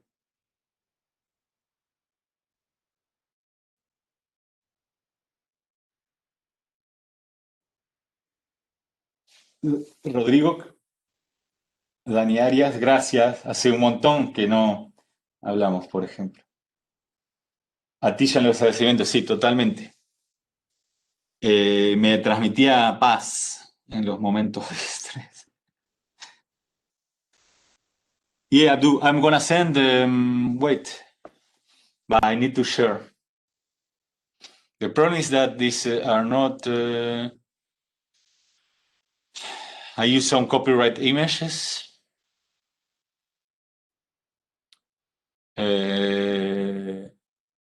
Yeah, I know, probably was boring, even more boring without a slide.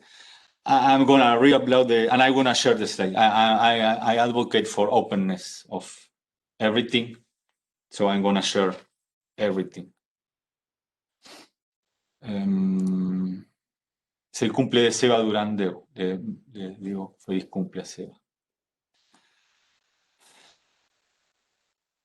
Agradecer al jurado, buena Tommy. El jurado. Primero el jurado, buena.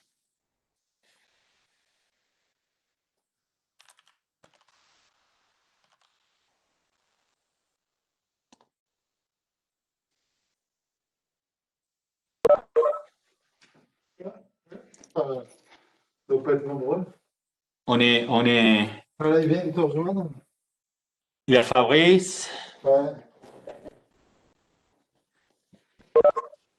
Ah, t'as fait une parade? T'as un truc de... Hello. Yes.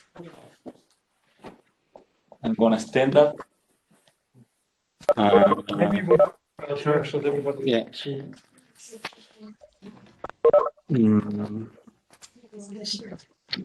Ouais, c'est là. On va voir si on peut. Non, toi, t'es dans le jeu. Ah. Là, c'est la caméra. Ça veut faire contaminer, moi. On peut. Covid free. C'est comme ça que j'ai chopé le produit. C'est bon? Oui. On démarre? Ok.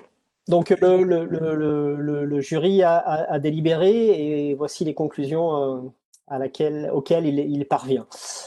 Donc en premier lieu, le jury a constaté que tu as travaillé sur un sujet important, original, que tu as investigué une approche innovante dans le cadre de la cybersécurité, que tu es un des premiers à explorer cette approche innovante de la Moving Target Defense dans le cadre de l'IoT.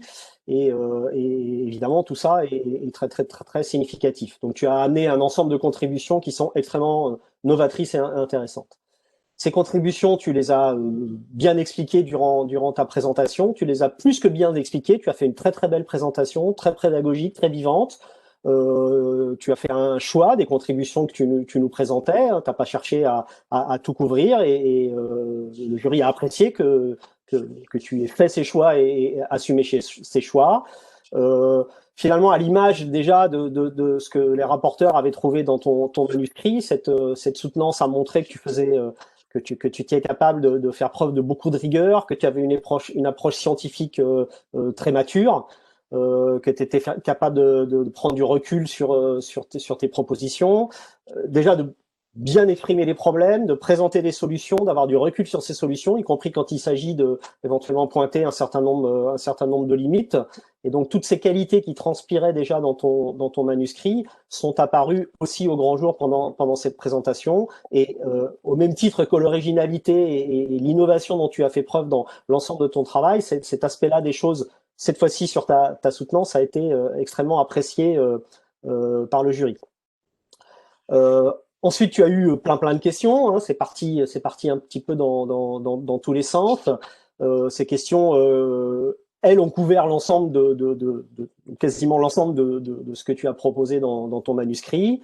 Donc, nombreuses questions et large couverture de ces questions. Le jury a apprécié la solidité de tes réponses. À nouveau, hein, on retrouve la rigueur, l'approche scientifique. Tu as très bien argumenté, très bien étayé, très bien justifié tes choix dans tes réponses. Tu as montré que tu avais beaucoup de recul sur ton sujet, que tu avais des avis très pointus et des avis qui amènent beaucoup de valeur hein, à tes réponses. Et donc, le jury a vraiment apprécié ça. Au travers de ces réponses à tes questions, on a aussi vu que ton travail offrait de nombreuses perspectives qui demandent maintenant qu'à être travaillées dans le cadre de travaux à venir, par toi, par tes encadrants, par d'autres doctorants qui arriveront peut-être. Et donc ça aussi, c'est quelque chose que le jury apprécie tout particulièrement. Et donc finalement, pour toutes ces raisons, le jury unanime a décidé de te décerner le grade de docteur de l'IMT Atlantique. Toutes mes félicitations.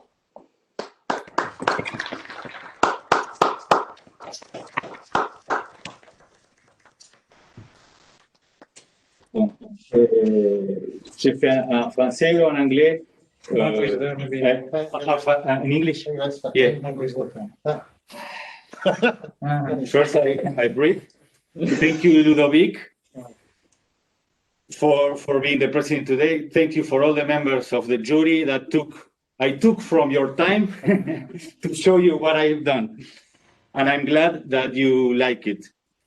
I also like it too during these 3 years that actually spanned for more than 3 years. Almost, I lost count. So I'm enormously thank you, Frederick and Nora, that also gave me the funding to do this thesis. Lauren, that is my mentor here.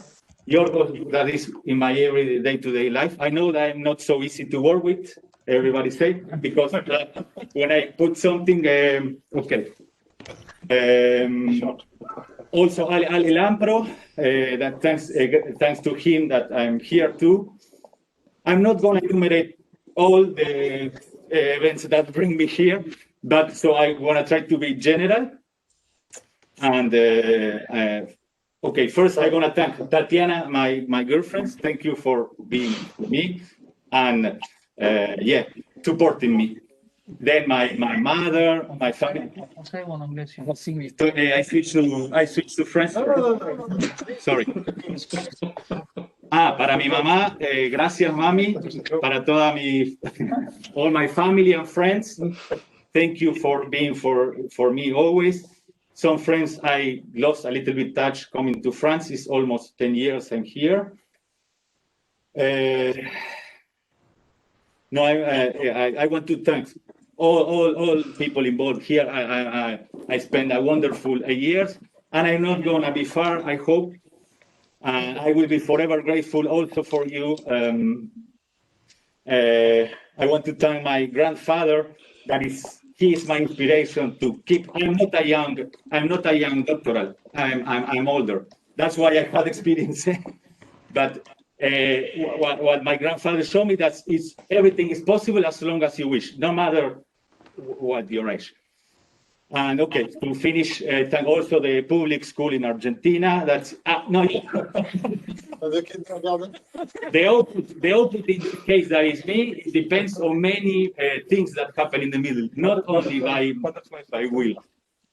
So yeah, butterfly effect. Yeah, it's a strategy of a nation to try to give the opportunity to people like me to achieve. Yeah. No, okay, I'm going to conclude, but I thank you very much, and I hope to all of you see you someday face to face and keep discussing yeah, in friendly way or in research way. I'm very pleased that you took your time and gave it to me. Okay, I finished my. Merci. I just want to say that now it's of course we cannot move, but when we will move, we will try to organize something to meet us because I think it's quite important. We're gonna do the pod test. Okay. My last thing is for Frederick, who says that I am in. My tie is. Oh. C'est quoi la crête? C'est un sapin de Noël. Ah. Elle est chouette. Non mais tu es magnifique, Laurent. Tu es magnifique. Ne change rien surtout. Très bien, bah écoutez, merci tout le monde. Pour le jury, on fait ce qu'on a décidé. Et puis bah, j'espère effectivement vous voir dans la vraie vie prochainement. Ciao. Thank you. Merci pour la présidence. Thank you, Marco. Congratulations, Renzo. Each and every one. Congrats. Thank you. I think I'm going to send every one of you a small email. Félicitations, Renzo. Bravo, Renzo. Thanks, Nora. Au revoir. Au revoir. Ton grand-père est sûrement fier de toi. Merci. À bientôt. Et bonne fin d'année. voyage.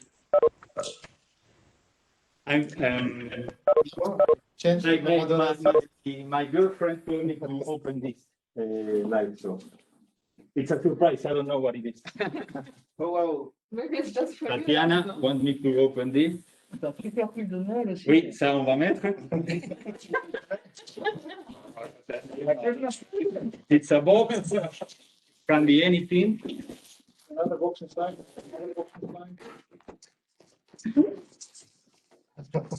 Oh yes. Oh yes.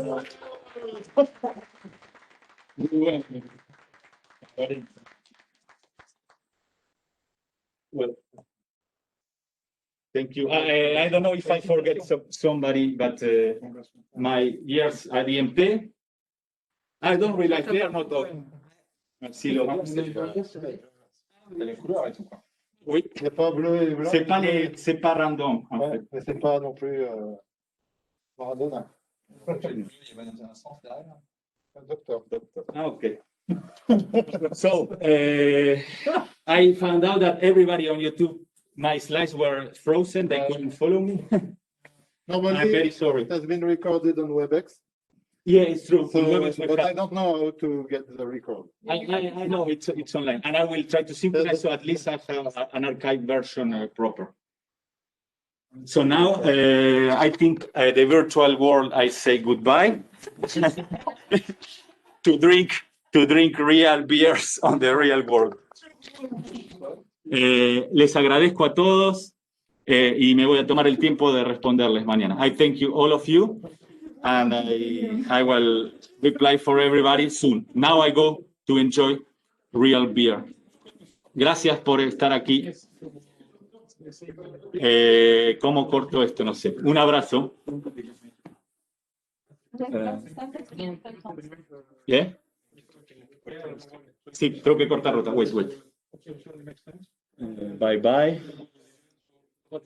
Espero que quede. Qué desastre, loco, no se grabó. Sí, se grabó. Digo, pero no sé. Las slides. Sí, te quería decir, pero no podía. Ya era tarde una vez que. Qué cagada, loco. Oye, felicitaciones, Gracias. doctor Navas.